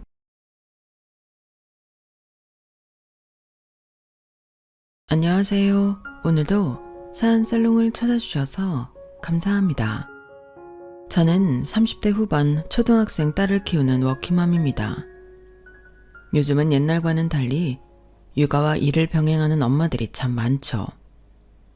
처음엔 저도 둘 다 해낼 수 있을까 참 걱정과 고민이 많았어요. 아이를 낳아 단란한 가정을 만들고 싶은 욕구도 컸지만 그만큼 제 직장을 포기하고 싶지 않은 마음도 컸어요. 잠깐 제 개인적인 이야기를 하자면 저는 아주 어릴 때부터 패션 쪽에서 일하는 게 꿈이었거든요. 예쁜 옷은 물론이고 꾸미는 것도 좋아했기 때문에 제가 패션 업계에서 일하게 되는 건 거의 숙명처럼 느껴졌어요. 아무리 좋아하는 일이라도 재능이 없었거나 제 꿈을 지원해줄 부모님이 안 계셨다면 이쪽으로 오는 길이 참 멀고도 험했을 텐데 다행히도 저는 참 운이 좋은 케이스였어요. 부모님께서 외동딸인 저를 위해 지원을 아낌없이 해주셔서 원하던 미대에 차석으로 붙었고 좋은 성적으로 졸업할 수 있었죠. 엄만, 네가 이렇게 하고 싶어하는 일이 있고 또 그걸 잘해서 참 보기가 좋다. 누군가에겐 간절해도 재능이 없어서 못하는 일을 넌 잘해내고 있잖니. 나중에 결혼하고 아이를 갖게 되더라도 지금처럼 네가 좋아하는 일을 포기하지 말고 끝까지 했으면 좋겠어. 그런 마음으로 엄마 아빠가 너 공부시키고 지원해 준 거니까. 사실 저희 엄마께서도 미술 쪽에 꿈이 있으셨거든요. 하지만 집안 사정 때문에 미대 진학을 포기하고 따로 디자인 공부를 해서 나중에 취직을 하셨는데 그마저도 결혼을 하고 저를 키우면서 포기를 하게 됐다고 하셨어요. 엄마는 저를 잘 키워보겠다는 마음으로 그만둔 거라지만 아직까지도 그때 더 일을 했더라면 지금과는 완전히 다른 삶을 살고 있었을 것 같다며 끝까지 해볼 걸 후회를 많이 하셨다고 해요. 그래서 저에게는 제가 공부한 게 아까워서라도 포기하고 싶은 마음이 안 들게끔 열심히 지원을 해준 거라고 하셨어요. 그런 이야기를 늘 듣고 자라서인지 저도 마음 한구석에 어떤 인생을 살게 되더라도 내 일을 포기하지 말고 살아야겠다는 생각이 있었죠. 시대가 바뀌면서 워킹맘이 늘어나는 추세라 부모님 세대에 비하면 아이가 있는 엄마들도 일을 많이 했고 아직은 일하면서 아이를 편하게 키우는 환경이 되려면 멀긴 했지만 옛날에 비하면 복지도 조금은 개선이 된 편이어서 더더욱 일을 포기할 마음은 없었어요. 예쁜 딸을 갖고 1년 정도는 어쩔 수 없이 육아휴직을 해야 했지만 육아를 하면서도 트렌드에 뒤처질까 싶은 불안한 마음에 늘 틈틈이 공부는 해두었던 것 같아요. 덕분에 매일 잠 부족에 시달리고 체력적으로 많이 지치기는 했지만 복직을 했을 때 적응을 하기에는 생각보다 어려움이 크지 않았죠. 윤 과장님은 전에 일할 때도 느꼈지만 정말 독하신 것 같아요. 어쩜 이러세요? 제가 뭘요? 그 독하다는 말은 칭찬인 거죠? 아우, 그럼요. 보통 육아휴직 쓰다 온 여직원들 보면 감 다 떨어져서 말이 안 통하던데. 윤 과장님 보면 일을 쉬다 온 사람 같지가 않아서요. 1년 쉰 것도 미안한데 기껏 돌아와서 짐 대면 쓰나요. 트렌드가 생명인 곳인데 뒤처지면 안 되니까 틈틈이 공부하고 지냈어요. 역시 대단하십니다. 근데 애는 어떻게 하시고요? 1년 키운 걸로 돼요? 1년 키운 걸로 되겠어요? 적어도 엄마 손으로 2년은 키우고 어린이집도 3살부터 보내는 걸 권장하던데 이놈의 회사가 육아휴직 오래 쓰면 눈치 주고 갔다 오면 내 책상에 없어져 있네 어떤 애 괴담이 나더니 어떻게 맘 편히 2년이나 쉬어요. 둘 중에 하나는 포기를 해야지. 그래서 자식 포기한 거예요? 내가 자식을 포기한 게 아니라 회사가 포기시킨 거죠. 복직을 하니 피곤한 게 한두 가지가 아니었어요. 저와 입사 동기이자 라이벌이었던 사원들은 저의 복직을 달가워하지 않는 눈치였거든요. 처음에는 제가 복직을 해봤자 감은 있는 대로 떨어져서 재구실을 못할 줄 알고 별로 경계하는 느낌이 없었는데 금방 적응하고 맡은 프로젝트를 수행하는 모습을 보더니 금방 위기감을 느꼈는지 제게 별의별 선 넘는 소리를 다 하더라고요. 저한테 자식도 포기하고 일을 선택한 독한 엄마라느니 어릴 때 애를 직접 안 보면 애정결핍이 생긴다느니 뒤에서 그딴 소리나 하고 다니는 게 제 귀에 들려오는데 정말 환멸이 나더라고요. 복직하고 일을 못하면 못하는 대로 제 욕을 하고 다녔을 거면서 잘하니 잘한다고 독한 엄마라 욕하고 다닌다는 게 열받아서 더 일에 매진했어요. 어차피 욕먹을 거 능력을 더 인정받아서 콧대를 납작하게 눌러주고 싶다는 생각이 들었거든요. 그렇게 복직하고 제가 일에 매달리는 동안 아이는 저희 친정 엄마께서 봐주셨어요. 지난 1년간 젊은 제 손으로 직접 아이를 보는 것도 정말 온몸에 골병이 들고 힘들었는데 제 딸 키우는데 나이 든 부모님 손까지 빌리고 싶은 생각은 정말 없었지만 현실적으로 정말 그것 말고는 좋은 방법이 없더라고요. 시터를 쓰면 그만이긴 했겠지만 막상 엄마가 되고 나니 매번 뉴스에 실리는 베이비시터의 아동학대 사건들이 더 눈에 들어오고 신경이 쓰이더라고요. 부잣집 사이에서 아이를 잘 돌보는 걸로 소문난 베이비시터가 사실은 분유에 수면제를 타서 아이들을 재우고 있었다는 사실이 뉴스에 실린 날, 저는 염치불구하고 친정엄마께 1년만 아이를 봐달라고 부탁할 수밖에 없었어요. 제가 아무리 일이 중요해도 그런 리스크를 지고 싶진 않았거든요. 대신 시터들이 버는 것보다 훨씬 부모님께는 더 잘해드리기로 했죠. 뭐 그런 걸 그렇게 죄인처럼 부탁해. 할머니 할아버지가 손녀딸 봐주는 게 그렇게 못할 일도 아니고. 그래도요. 제가 제일 포기 안 하겠다고 엄마 아빠 고생시키는 것 같아서 좀 마음이 안 좋아서요. 이기적인 것 같기도 하고. 아무렇지도 않게 애 맡기고 당연한 듯 굴고 미안한 줄도 감사한 줄도 모르면 그게 이기적인 거지. 엄마가 옛날부터 말했지? 네 일 포기하지 말라고. 너 그렇게 잘 먹고 잘 살라고 공부시킨 건데 네가 애 본다고 일 그만둔다 하면 엄마야말로 그 꼴 보기 싫어서 네가 부탁 안 해도 애 봐준다고 했을 거야. 그런 쓸데없는 걱정 말고 넌 네 일에나 집중해. 애는 퇴근하고 와서 신경 쓰면 되니까. 이해해줘서 감사해요, 엄마. 고맙긴 부모 자식 간의 별말을. 저희 아버지는 어릴 때부터 회사 일에 매진하시느라 가정을 거의 못 살펴보셨던 분이라 육아에는 거의 문외한이셨어요. 뭐 저희 아버지가 특별히 그랬다기보단 저희 부모님 세대가 다 그런 환경일 수밖에 없기는 했죠. 아무튼 그랬기 때문에 말이 부모님에게 아이를 맡기는 거지. 사실상 친정엄마 혼자 아이를 봐주는 거나 다름없었어요. 그래서 남편과 상의해서 부모님께 드리기로 한 용돈 외에도 제 몫의 용돈에서 엄마를 따로 더 챙겨드렸어요. 엄마께서 저를 얼마나 지극정성으로 키우셨는지 알기 때문에 더 챙겨드리고 싶었던 것도 있었죠. 아무튼 친정엄마 덕분에 저는 일에만 몰두할 수 있었고 아이도 안심하고 맡길 수가 있었어요. 그렇게 친정 부모님께 아이를 온전히 맡겼던 1년이 금방 지나가고 아이는 어린이집에 들어가게 됐어요. 저희 회사 바로 앞에 작은 어린이집이 하나 있어서 출근하면서 아이를 맡겼다가 어린이집이 끝날 때쯤 친정 부모님께서 픽업했죠.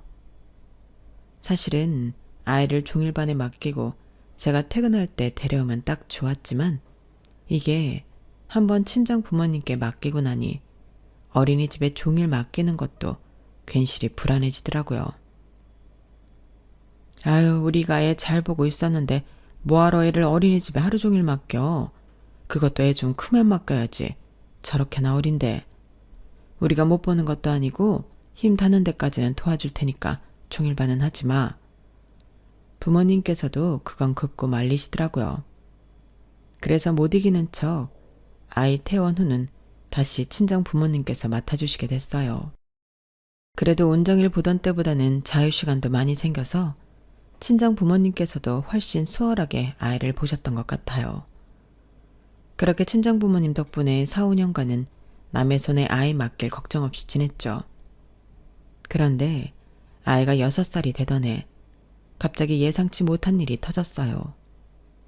더운 여름날 아이 손을 잡고 산책을 나가셨던 엄마께서 쓰러지신 거예요. 회사에서 친정아빠의 연락을 받고 병원에 쫓아가니 원인은 급성 뇌경색이었어요. 다행히 산책 당시 아빠와 함께 계셨기 때문에 비교적 빨리 병원에 도착해 치료를 받으셨어요. 빨리 대처한 만큼 호전도 빨랐지만 그런 일을 겪고 나니 더 이상 아이를 맡기기가 힘들더라고요. 장모님한테 아이 맡기는 건 무리지 않아? 내가 우리 부모님한테 한번 여쭤볼까? 남편도 걱정스러웠는지 먼저 좋은 제안을 해줬어요. 그런데 친정 부모님께는 죄송스러운 말이지만 이상하게 시댁에 아이를 맡기는 건 영 내키지가 않더라고요. 시댁은 시댁이다 보니 아이를 맡기다 보면 부딪힐 일도 너무 많아지고 이런저런 연락도 주고받아야 하니 아무래도 마음이 불편한 건 사실이었어요. 아니야, 내가 어떻게든 케어해볼게. 솔직히 이만큼 키워주신 것만 해도 감사하지. 우리 유진이 이제 말도 잘하고 잘 뛰어다니는데 이 정도면 다 큰 거지. 굳이 더 남의 손에 맡겨야 하나 싶긴 해. 회사 앞 어린이집 종일반도 있으니 별로 걱정될 건 아니었어요. 6살이면 어린이집 체류 시간이 좀 길어져도 아주 어린 건 아니니 괜찮지 않을까 싶기도 했고요. 유진아, 오늘 어린이집은 어땠어? 안 심심했어? 선생님이랑 친구들이랑 놀아서 별로 안 심심했는데 재미있었어. 그래? 유진이가 좋아하는 친구들 많이 있었어? 응, 맨날 나 혼자 일찍 집에 가서 심심했는데 애들이 이제 같이 있는다고 좋아했어. 선생님들이랑 그림도 그리고 춤도 추고 낮잠도 같이 잤어. 그래? 다행이다. 유진이가 싫어하면 어떡하지 걱정했어. 딸은 갑자기 할머니 할아버지와 떨어져 지내겠는 걸 납득하지 못한 것 같았지만 금방 종일반 생활에 적응했어요. 회사 앞에 있는 어린이집이라 그런지 종일반의 인원이 생각보다 많은 것 같더라고요. 딸이 자주 이야기하던 절친한 친구들도 다 종일반에 있어서 재미있게 지내는 것 같아 안심이었죠. 하지만 그것도 얼마 안 가 약간의 문제가 생겼어요. 몇 년 전부터 저희 회사 사옥을 옮긴다는 이야기가 있었는데 정말로 실행에 옮기게 된 거예요. 회사가 이사를 가는 곳은 다행히 저희 남편 회사랑 가까워져서 그 동네로 이사를 가면 둘 다 편해지긴 했지만 문제는 그쪽 근처 동네가 회사만 잔뜩 모여있는 동네라 아이를 키우기에 적합한 환경은 아니었다는 점이었어요. 곧 초등학교를 입학할 나이라 초등학교도 알아봤는데 거리가 좀 있었고 회사 근처에도 어린이집이나 유치원이 많지 않은 상태였어요.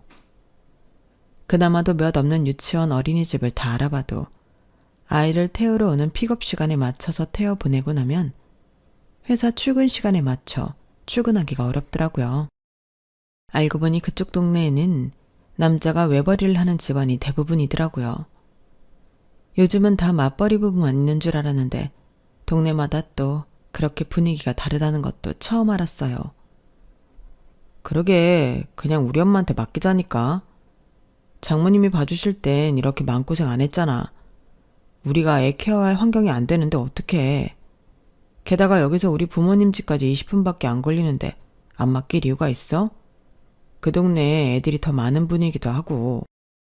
사실 그 제안에 반대할 이유는 많지 않았어요. 저희가 이사한 동네에서 시댁이 무척 가까웠던 데다 시부모님이 사는 동네는 신혼부부가 많은 지역이라 애도 많고 아이들을 위한 시설도 아주 잘 되어 있는 곳이었거든요. 낯선 지역에 적응할 아이를 생각해서라도 시부모님한테 맡기는 게 더 낫다는 생각이 들긴 했지만 제가 끝까지 고집을 피운 이유는 따로 있었어요. 근데 정말 어머님한테 맡겨도 괜찮은 거야? 당신 어릴 때 어머님 때문에 스트레스 많이 받았다며.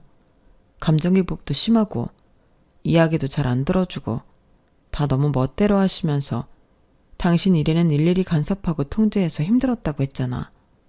당신은 그렇게 힘들었다면서 우리 딸을 맡겨도 된다는 거야? 그렇긴 한데 에이 설마 소녀한테까지 그러시겠어. 나는 장남이라 엄하게 키우려고 했다고 들었는데 동생한텐 안 그러긴 했거든. 동생 보면 알잖아. 걔가 어디 그렇게 집착당하면서 사내야? 자유로우면 자유로웠지. 저는 적어도 제 자식을 집착받고 통제받는 환경에서 키우고 싶진 않았거든요. 어머님께서 저한테까지 그러진 않으셨지만 은연중에 강박적인 모습들이 보이긴 해서 제 딸이 그런 성향을 가진 분 밑에서 자기도 모르는 사이에 억눌려서 큰다고 생각하니 그것만큼은 막고 싶었어요. 게다가 지금이야 명절이나 가족 행사가 있을 때 필요할 때만 찾아뵙고 평소엔 바빠서 연락도 잘 못하는 사이니 괜찮지만 아이로 인해 엮이게 되면 그 성격이 저에게도 영향을 미치게 될 것 같아 괜히 사서 스트레스 받고 싶지가 않았죠. 몸이 고생하는 게 낫지 몸 좀 편하자고 지금 그럭저럭 충분히 괜찮은 관계를 유지하고 있는 시부모님과 틀어질 원인 제공하고 싶지 않았어요. 그래서 처음 반년간은 회사의 양해를 구하고 악착같이 제가 직접 아이를 픽업하고 재택근무로 야근까지 병행해가며 일을 했어요. 하지만 장기간의 해외 출장을 앞두게 되면서 현실의 벽 앞에 부딪히게 됐죠. 아, 윤 팀장님 밀라노도 다녀오시고 부럽네요. 일은 쉬엄쉬엄 하다 오세요. 윤 팀장, 이준아 나가 있는데 그동안 애는 누가 봐주나? 정 신경 쓰이면 내가 대신 가줄까? 회사에서는 저를 부러워하거나 제가 아이 때문에 발목이 잡히면 대신 가려고 기회를 노리려는 사람뿐이었어요.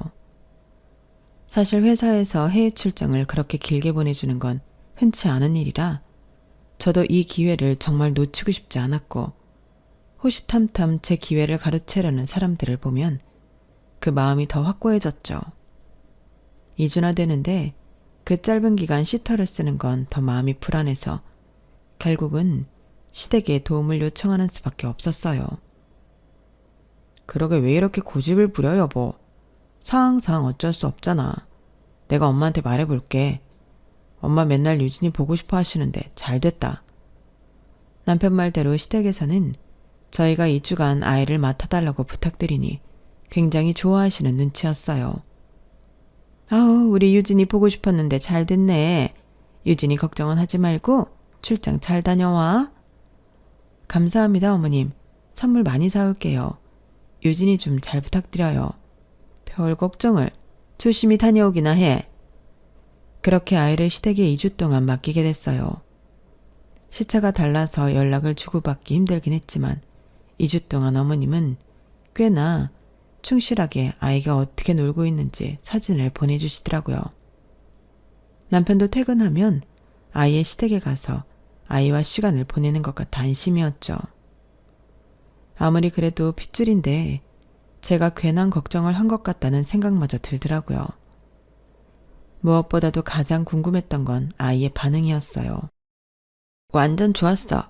할아버지가 맨날 놀아주고 할머니는 맛있는 거 맨날 해주셨어.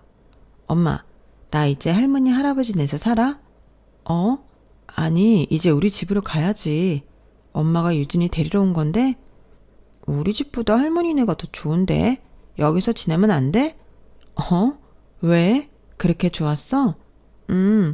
집에 가면 친구도 없고 엄마 아빠도 없고 심심해. 나 여기서 지낼래. 평소에 때 같은 걸 쓰는 아이가 아닌데 그날은 그답지 않게 때를 쓰더라고요. 유진아, 할머니 할아버지도 생각해야지. 유진이랑 맨날 같이 있을 수도 없고 엄마 외국 간 동안만 봐주신 거야. 할머니 할아버지 좋아서 그런 거면 자주 놀러 오면 되지. 그래도 집에 가기 싫은데. 아이가 유독 집에 가기 싫어하는 모습을 보니 마음이 조금 아프더라고요. 그동안은 내색 안 했지만 많이 외로웠나 보다 생각이 드니까 너무 미안했어요. 새로 이사 온 동네는 예전처럼 좋아하는 친구도 없고 항상 외할머니, 외할아버지와 지내던 아이라 그게 습관이 되어서인지 딸 입장에선 회사 끝나고 집에 오면 피곤해서 뻗어있느라 아이를 잘 놀아주지도 못하는 저희 부부보다는 친가든 외가든 조부모님과 함께 있는 게 나은 모양이었어요. 그래서 아이를 위해 큰 결심을 하기로 했죠. 지난 2주간 시부모님이 보여주신 모습도 생각보다 섬세한 느낌이라 믿고 맡겨도 될 것 같다는 생각이 점점 들었어요. 아, 우리도 유진이랑 갑자기 헤어지려고 하니 영 아쉽네. 언제든 애 맡길 일 있으면 맡겨라. 우리도 나이 들어서 요새 재밌는 일도 하나 없고 둘만 있는 것보단 유진이랑 있는 게 훨씬 덜 적적하고 좋구나. 시부모님께서도 아이와 떨어지는 걸 무척이나 아쉬워하는 모습에 그동안 제가 남편 어린 시절 이야기만 듣고 시부모님에 대해 너무 부정적으로만 생각했나 싶은 생각이 들더라고요. 따지고 보면 저한테도 딱히 시댁살이 한번 시킨 적 없는 분들이었고 남편 말대로 자식 대하는 것과 손주 대하는 건 또 다른 문제인 것 같더라고요. 그래서 얼마 못 가 제가 큰 프로젝트를 맡게 되면서 그때부터 좀 더 본격적으로 시부모님께 아이를 맡기게 됐어요. 유진아, 엄마가 요즘 바빠서 우리 유진이한테 신경을 많이 못 써준 것 같아서 미안해. 아니야, 나 할아버지 할머니랑 잘 놀고 있어. 걱정하지 마, 엄마. 그래? 근데 너는 할아버지, 할머니가 그렇게 좋아? 외할머니, 외할아버지는 안 보고 싶어? 외할아버지랑 외할머니도 보고 싶긴 한데 나는 친할머니네가 더 좋아. 그래? 왜? 외할머니는 무서울 때도 많았는데 친할머니는 나한테 엄청 잘해주셔. 맨날 예쁘다고 하고 예쁜 것도 사주고 맛있는 것도 많이 사주고 그래서. 그래? 엄청 잘해주시나 보네.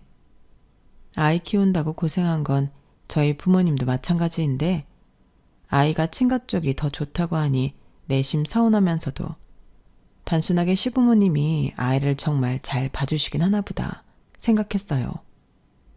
그도 그럴 게 아이의 말뿐만이 아니라 눈에 보이는 것들이 있었거든요. 저희 딸이 워낙에 어릴 때부터 입이 짧은 편이라 저나 저희 친정 부모님이 아무리 밥을 든든히 먹이려고 해도 안 먹고 도망다니기 일쑤라 늘 빼빼 마른 체형이라 걱정이 많았어요. 그런데 시댁에 맡기기 시작한 지 얼마 안 돼서 아이 얼굴에 통통하게 살이 오르더라고요. 어린아이답게 살이 붙는 모습을 보니 너무 귀엽고 보기 좋았어요.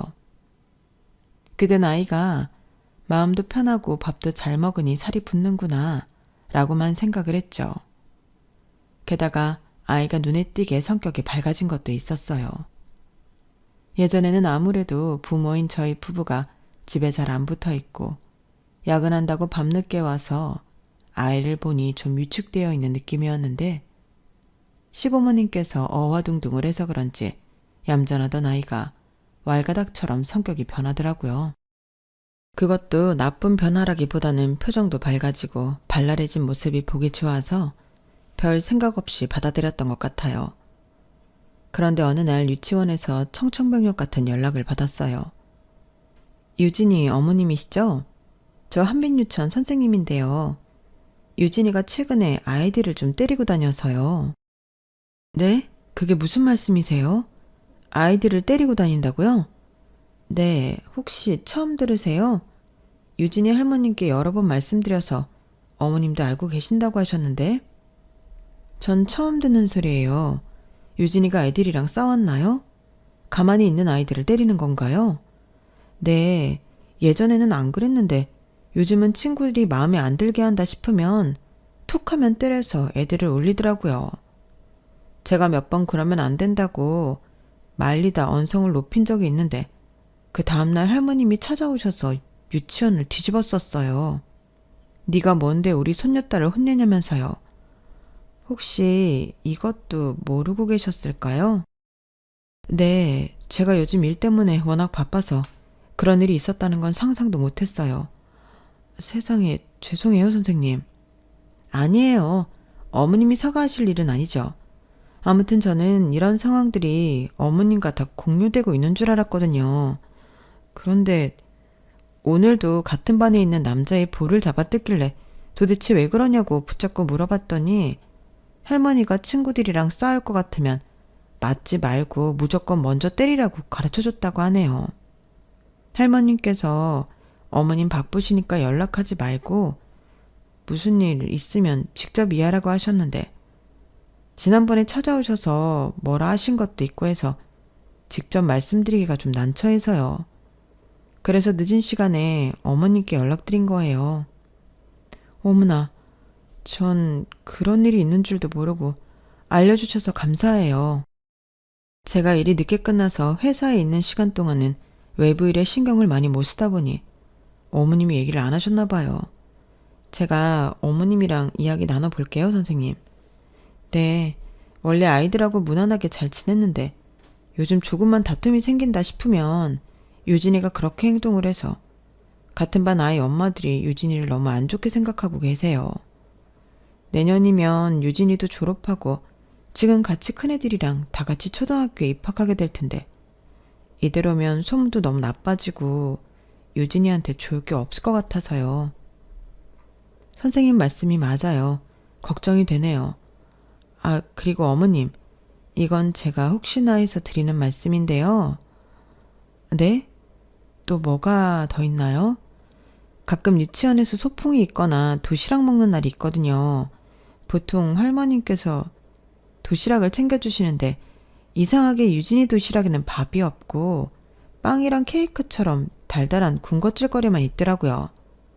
한번 전화로 말씀드렸는데 실수로 디저트만 챙겨놓은 가방만 애한테 들려보냈다고 하셔서 그러려니 했는데 그 뒤로도 몇 번이나 그렇게만 도시락을 싸주셨어요. 유치원에서 유진이가 많이 먹는 편이 아니거든요. 그런데 이상하게 살은 오르는 것 같아서 조금 걱정했는데 식습관이 좀 잘못된 것 같기도 해요. 한번 확인해 보시면 좋을 것 같아요. 선생님과 전화를 끊은 후 약간 정신이 멍해지더라고요. 최근 아이 성격이 많이 바뀌었다고 느끼긴 했는데 이렇게 아나무인이 된 줄은 몰랐어요. 예전보다 다소 표현이 과격해지긴 했어도 흔히 애들 잘하면서 하는 정도라고만 생각하고 넘겼죠. 게다가 선생님께서 말씀하신 식단에 대한 의욕도 제가 늘 조금은 이상하다고 느꼈던 부분이 있었어요. 주말에 제가 밥을 주면 아이가 마치 시위하듯 엄마가 주는 밥은 맛이 없어. 할머니가 주는 밥이 맛있는데? 라고 하면서 안 먹으려고 도망다녔거든요. 시어머님께서 음식 솜씨가 특출나게 좋다고 느껴본 적도 없어서 그냥 애 입맛에 맞게 요리를 잘 해주시나 보다 생각했는데 설마 아이가 좋아하는 군것질거리 위주로 먹이시나 삼짓한 생각이 들었어요. 한참 영양 좋은 음식만 먹어도 모자랄 나이에 제가 안 보는 사이에 빵 같은 걸로만 배를 채우고 있다고 생각하면 화가 머리 끝까지 날 것 같았어요. 어차피 퇴근하던 길이라 아이를 데리러 가야 했기에 시댁에 들린 김에 어머님께 각 잡고 말씀을 드렸죠. 어머님, 저 유진이 반 선생님이랑 통화했어요. 그러냐? 바쁜 애가 뭐하러 유치원에까지 받아? 나랑 다 이야기하고 있는데. 어머님은 아니나 다를까 찔리는 게 있어서인지 딴청을 피우시더라고요. 그래서 단호하게 말을 꺼냈죠. 근데 좀 이상한 소리를 들어서요. 유진이가 툭하면 반 애들을 때리고 다닌다는데 어머님은 알고 계셨다면서요? 왜 말씀 안 하셨어요? 얘들이 다 클 때 친구들하고 싸우면서 크는 거지. 그게 뭐 대단한 일이라고 일일이 보고를 해. 그래도 유진이가 때렸으면 때렸지. 맞고 오는 일 같은 건 없었어. 그럼 됐지 뭘. 네, 그것도 들었는데요. 어머님이 유진이한테 친구랑 싸울 것 같으면 차라리 먼저 때리라고 했다면서요. 그럼 맞고 오라리? 대체 나한테 하고 싶은 말이 뭐야? 제가 아이 맡기는 주제에 어머님한테 애 가정교육까지 시켜달라는 부탁은 차마 못하겠고 굳이 따로 할 필요도 없다고 생각을 해서 안 했었는데요. 아이가 잘못한 걸 바로 잡아주진 못할 망정 그렇게 말도 안 되는 말씀을 하시면 한창 자라는 나이에 아이가 혼란스러워하지 않겠어요? 정말 불가피하게 싸움이 붙는 경우는 모르겠는데 아이가 싸움이 날 것 같다는 생각이 들면 손이 먼저 나가는 건 누가 봐도 문제가 있는 거잖아요. 화가 나도 어느 정도는 참는 법을 가르쳐야 되는 거 아닌가요? 그런 건 부모가 할 역할이지. 나는 내 아들들 그렇게 안 키웠다. 지금이야 어려서 내 말을 곧이곧대로 듣는 거지. 어차피 크면서 잘못된 걸 스스로 알면 고치게 되어 있어. 너도 참 별 걱정을 다 하는구나. 어머님 아버님이 애 봐주시는 것만 해도 정말 감사해서요. 이런 부탁까지 드리고 싶지 않았는데 그래도 어느 정도 상식선에서 아이를 키워주셨으면 좋겠어요. 힘들게 아이가 뭘 잘못할 때마다 훈육해달라는 건 바라지도 않고요. 그냥 그건 잘못된 거라고 집어주시는 것만이라도 부탁드려요. 저는 유진이를 그렇게 마음에 안 들면 손부터 나가는 아이로 키우고 싶진 않아서요. 어머님. 그렇게 네 입맛대로 키우고 싶은 생각이 있었으면 엄마가 돼서 일 포기하고 육아에 매달려야지. 내내 남의 손 빌려서 키우면서 애 정신교육까지 네 입맛대로 해달라는 게 말이 되니? 정 그런 걸 원하면 돈이라도 더 주고 말을 하든가. 내가 차라리 시터로 일했으면 돈이라도 더 받았을 텐데. 손주랍시고 얼마 안 되는 돈 받고 사랑으로 애를 키워놨다니 뭐? 그렇게 키우지 말라고? 내가 너한테 그런 소리나 들어야 하니? 어머님 그런 뜻이 아니잖아요. 그리고 저희 다 시터들 월급 알아보고 어머님께 돈 드리는 거예요. 저희도 부모님이라고 은근히 돈 아끼려고 깎아서 드리고 그런 건 없어요. 오히려 더 드리면 더 드렸죠. 시터들이 겨우 이 돈 받고 일한다고? 하긴 그 사람들은 우리보다 젊기라도 할 테니 이 정도로 힘들진 않겠네. 우린 다 늙어서 어린애 뒷바라지 하려니 온몸이 아프고 쑤신다. 애 밥해 먹이고 뒤치다꺼리 하는 것만 해도 감사하게 여겨. 내가 내 손주 구박하는 것도 아니고 좀 오아둥둥 키웠다고 뭐라 하는 건 좀 아니지 않니? 어머님과 그걸로 꽤 길게 논쟁을 한 것 같은데도 어머님은 뜻을 굽힐 생각이 없어 보이셨어요. 말이 영 안 통하는 느낌이라 결국 제가 물러섰죠. 알겠어요, 어머님. 그럼 그건 그렇고 아이 밥은 제대로 챙겨 먹이고 계신 거죠? 뭐? 너 지금 하다 내가 애를 굶길 거라 생각하는 거냐? 애 통통하게 살오른 거 보면 몰라? 아니요, 굶기는 걸 오해하는 게 아니라요. 아이가 집에서 밥 대신 간식거리만 하고 있는 건 아닌가 생각이 들어서요. 집에서 밥을 주면 잘 안 먹으려 하고 유치원 소풍 때도 빵이랑 케이크 같은 것만 먹는다고 들었거든요. 뭐? 아, 그 선생 진짜 내가 그렇게 알아듣게 말했는데 사람 참 그렇네. 내가 말이야. 그래도 아무 빵이나 먹이는 게 아니라 애한테는 나름 몸에 좋은 통밀빵으로 사다 먹이고 있으니 걱정 말아라. 어? 빵을 먹인다는 건 맞는 얘긴 건가요? 그래. 왜? 내가 못 먹을 거라도 먹이는 거 같니 이제? 아니요. 아무리 몸에 좋은 통밀빵이라고 해도 애가 밥 먹는 습관이 들어야죠.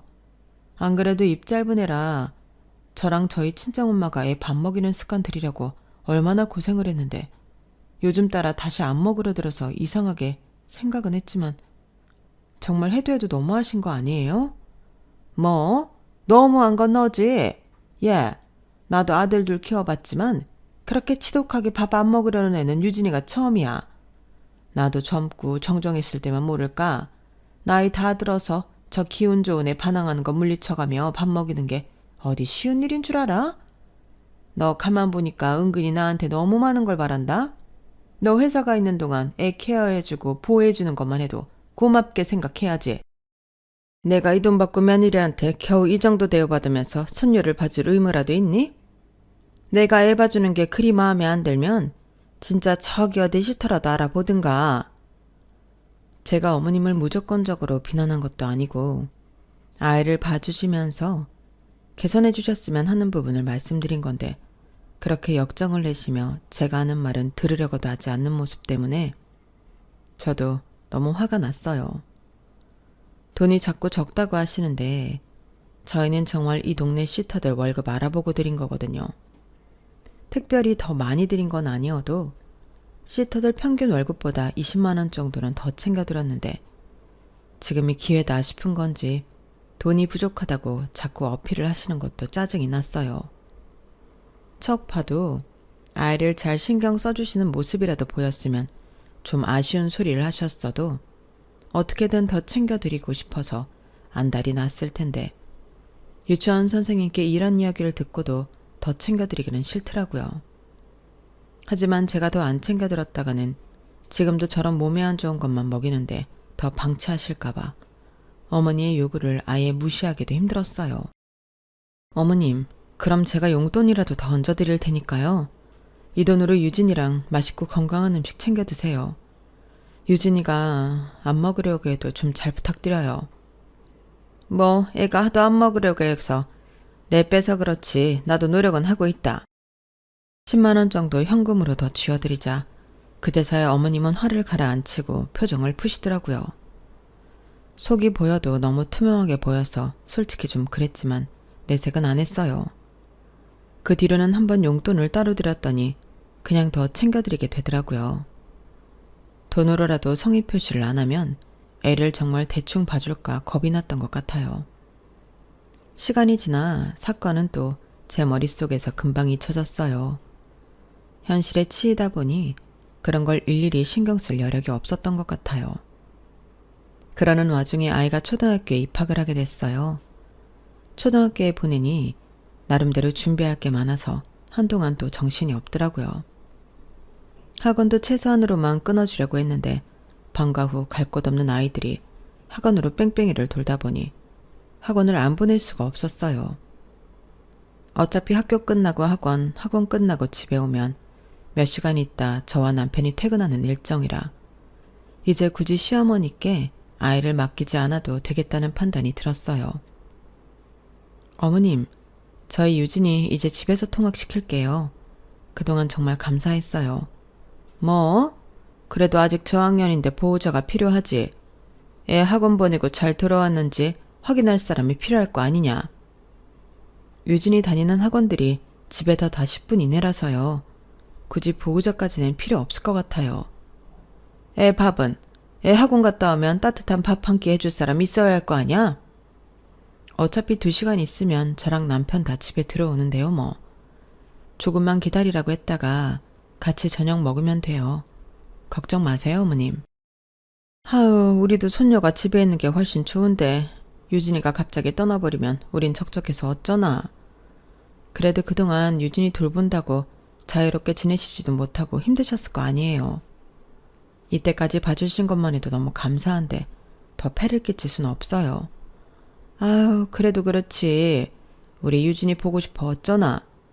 그럼 자주 놀러 오세요, 어머님. 놀러 오셔서 같이 저녁 식사도 하고 그래요. 아유, 알겠다 그래.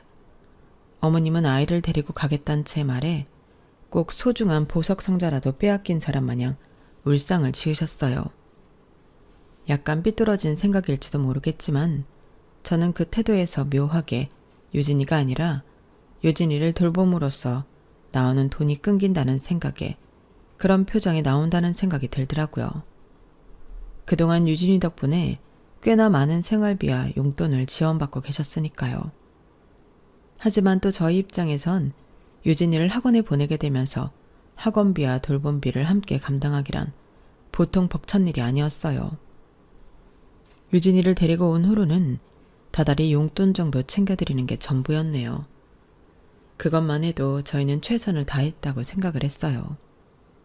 그런데 어머님은 정말로 유진이와 정이 많이 붙으셨는지 저희가 없고 유진이만 집에 있는 시간대에 항상 저희 집에 들어와 유진이와 붙어 있더라고요.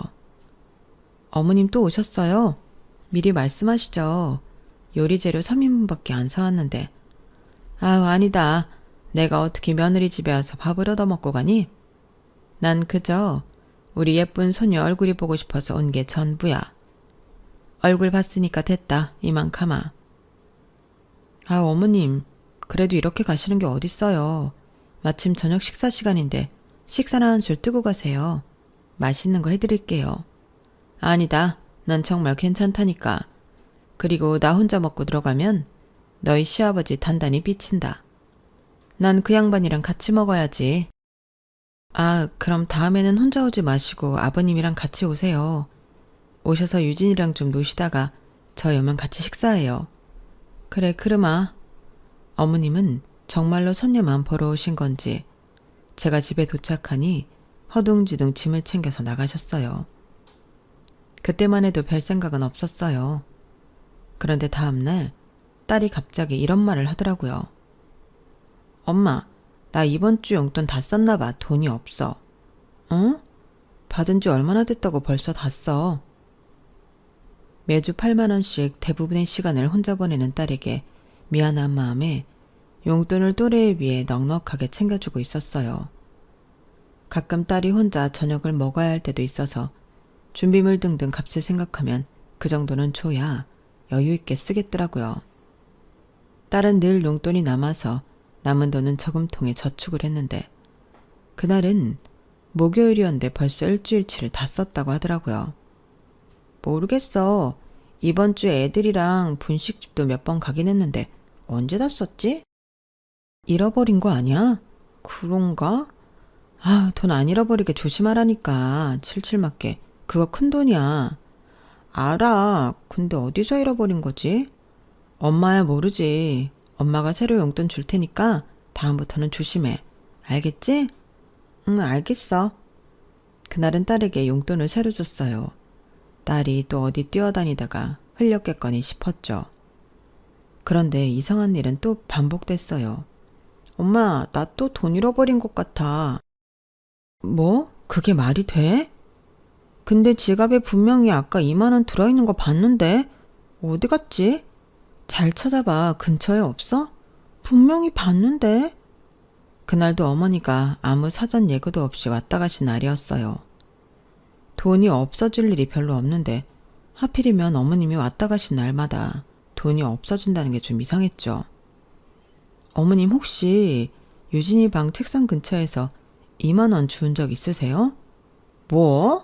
내가 그걸 왜 주워? 아, 유진이가 없어졌다고 했어요. 혹시나 해서 여쭤봤어요. 그걸 왜 나한테 물어봐? 뭐 설마 나 의심이라도 하는 거야? 아니요, 그럴 리가요. 그런 거 아니에요. 나 참 별 질문을 다 받아보겠네 정말. 어머님의 반응을 확인할 겸 살짝 떠봤는데 어머님은 거의 역정을 내시더라고요. 긴가민가해서 의심은 걷었어요.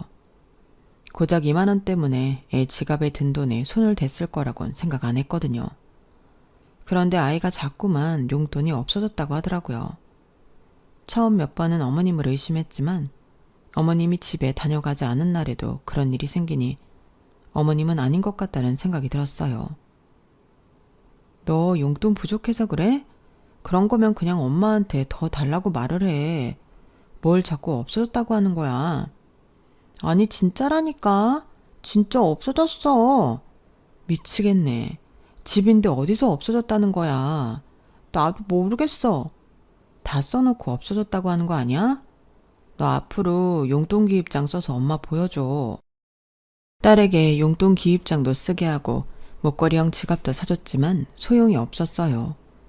딸은 항상 용돈의 거의 절반 정도 되는 금액이 매번 사라졌다고 했고 저는 딸에게 추가로 용돈을 주는 것 말고는 조치를 취할 수 있는 게 없었어요. 그러다 저희가 친구네 강아지를 한 달 정도 맡아주게 되었어요. 저희 집에 자주 놀러 오던 친구라 딸도 그 강아지를 엄청 좋아한 터라 잘 됐다 싶었죠. 친구는 자신의 집에서 쓰던 펫캠과 애착 장난감, 시트와 서류 등을 갖다 줬어요. 저희가 맡아준다고 해도 맞벌이다 보니 집에 있는 시간이 길지 않아서 펫캠을 설치할 수밖에 없었어요. 회사에서 점심시간이나 한 번씩 확인하고 그 외에는 딸한테 전화해서 확인하는 정도여서 그다지 들여다볼 일은 없었어요. 그런데 하루는 퇴근하는 길에 문득 펫캠 생각이 난 거예요. 강아지는 잘 있나 싶어서 들여다봤는데 충격적인 장면을 봤어요. 아무도 없는 집에 어머님이 들어오신 거예요. 강아지는 자고 있었고 어머님은 강아지를 보고는 깜짝 놀라시더니 갑자기 제 딸 방으로 들어갔어요. 그날은 딸이 학원 보충이 있는 날이라 딸도 집에 없었거든요. 방에 들어가서 한참을 안 나오시길래 뭘 하시나 싶었는데 갑자기 딸이 저금해 놓은 저금통을 가지고 나오시더라고요. 그런데 그 사이에 강아지가 깨서 어머님을 향해 짖었어요. 어머님이 개를 무서워하시거든요. 그래서 놀라셨는지 깜짝 놀라서 저금통을 떨어뜨리고 방으로 들어가 문을 닫아버리시더라고요. 제가 대체 뭘 본 건지 어이가 없어서 펫캠을 확인해가며 집으로 빨리 달려갔어요. 어머님은 그 사이 몇 번이고 방에서 탈출을 시도했지만 실패하신 것 같았어요. 다행히 어머님이 집으로 돌아가시기 전에 제가 도착했죠. 어머님, 지금 저희 집에서 뭐 하시는 거예요? 며느라, 이 개는 뭐냐 대체? 언제부터 개를 키우기로 한 거야? 제가 먼저 여쭤봤잖아요. 왜 여기 계시냐고요, 어머님? 왜긴 유진이 보러 왔지. 유진이는 집에 있지도 않은데요? 내가 뭐 유진이 없는 줄 알고 왔겠니? 왔다가 저 개 때문에 못 나가고 있잖아. 얼른 저 개 치워. 그럼 애 저금통엔 손을 왜 대신 건데요? 뭐? 저금통에 손을 대긴 뭘 대? 어머님이 손 대신 거 아니면 왜 저금통이 여기 떨어져 있어요? 유진이가 급하게 돈 찾으려다 떨어뜨렸나 보지? 얘가 저번부터 생사람 잡네? 생사람은요, 어머님. 이번엔 증거가 다 남았는데요. 저는 녹화된 장면을 보여드렸어요. 어머님 얼굴이 사색이 되시더라고요. 잠깐의 싸늘한 정적 끝에 결국 끝까지 뻔뻔해지기로 하신 건지 어머님께서 고함을 치시더라고요. 그러게. 진작에 용돈 좀 넉넉히 줬으면 내가 이래? 늙은 시부모 상대로 아주 그냥 째째하게. 어머님, 저희가 언제 그렇게 용돈을 짜게 드렸다고 그런 말씀을 하세요. 그리고 그렇다고 손녀 지갑에 있는 돈 슬쩍 하고 이제는 저금통 돈까지 훔치려고 하세요? 째째한 건 제가 아니라 어머님이죠. 이거 남편이나 애가 알았음 어쨌을 뻔했어요. 뭐? 너 지금 나 협박하는 거야? 협박은요. 가족들도 알 건 알아야죠. 너 이 나쁜 년? 나쁜 년이요? 제가요? 누가 나쁜지 가족들한테 한번 물어볼까요? 아, 아버님은 어머님 이러는 거 아세요? 야, 너 정말? 네가 원하는 게 뭐야? 어? 치사하게 협박하지 말고 말을 해. 전 어머님이 저희 집 좀 그만 드나드셨으면 좋겠어요. 더 이상 유진이 맡기지도 않는데 너무 불편해요. 지켜야 할 선만 잘 지켜주시면 저도 오늘 일 이야기 안 할게요. 넌 내가 그렇게 꼴보기가 싫으냐? 말씀은 똑바로 하셔야죠. 선은 어머님이 넘으셨어요. 집에 몰래 숨어 들어와서 딸 주는 용돈 훔쳐가는 시어머님이 꼴보기 좋은 며느리가 세상에 어디 있나요? 그래, 너 잘났다. 썩 꺼져줄 테니까 저 개나 얼른 치워. 네, 어머님. 명절에 찾아뵐 테니까 당분간 뵙지 말아요. 너 명절에도 오지 마. 나도 너 얼굴 보고 싶지 않으니까. 정말요? 그럼 저야 좋죠. 조심히 가세요. 강아지 때문인지 수치심 때문인지 잔뜩 겁에 질린 얼굴로 도망치듯 허둥지둥 나가는 모습이 정말 좀도둑이 따로 없더라고요. 그동안 틈틈이 챙겨드린 돈은 어쩌고 소뇽돈을 훔치고 앉아있는지 정말 이걸 당장이라도 남편에게 이야기하고 싶었지만 충격받을 남편을 생각해서 아직은 넣어두려고 해요.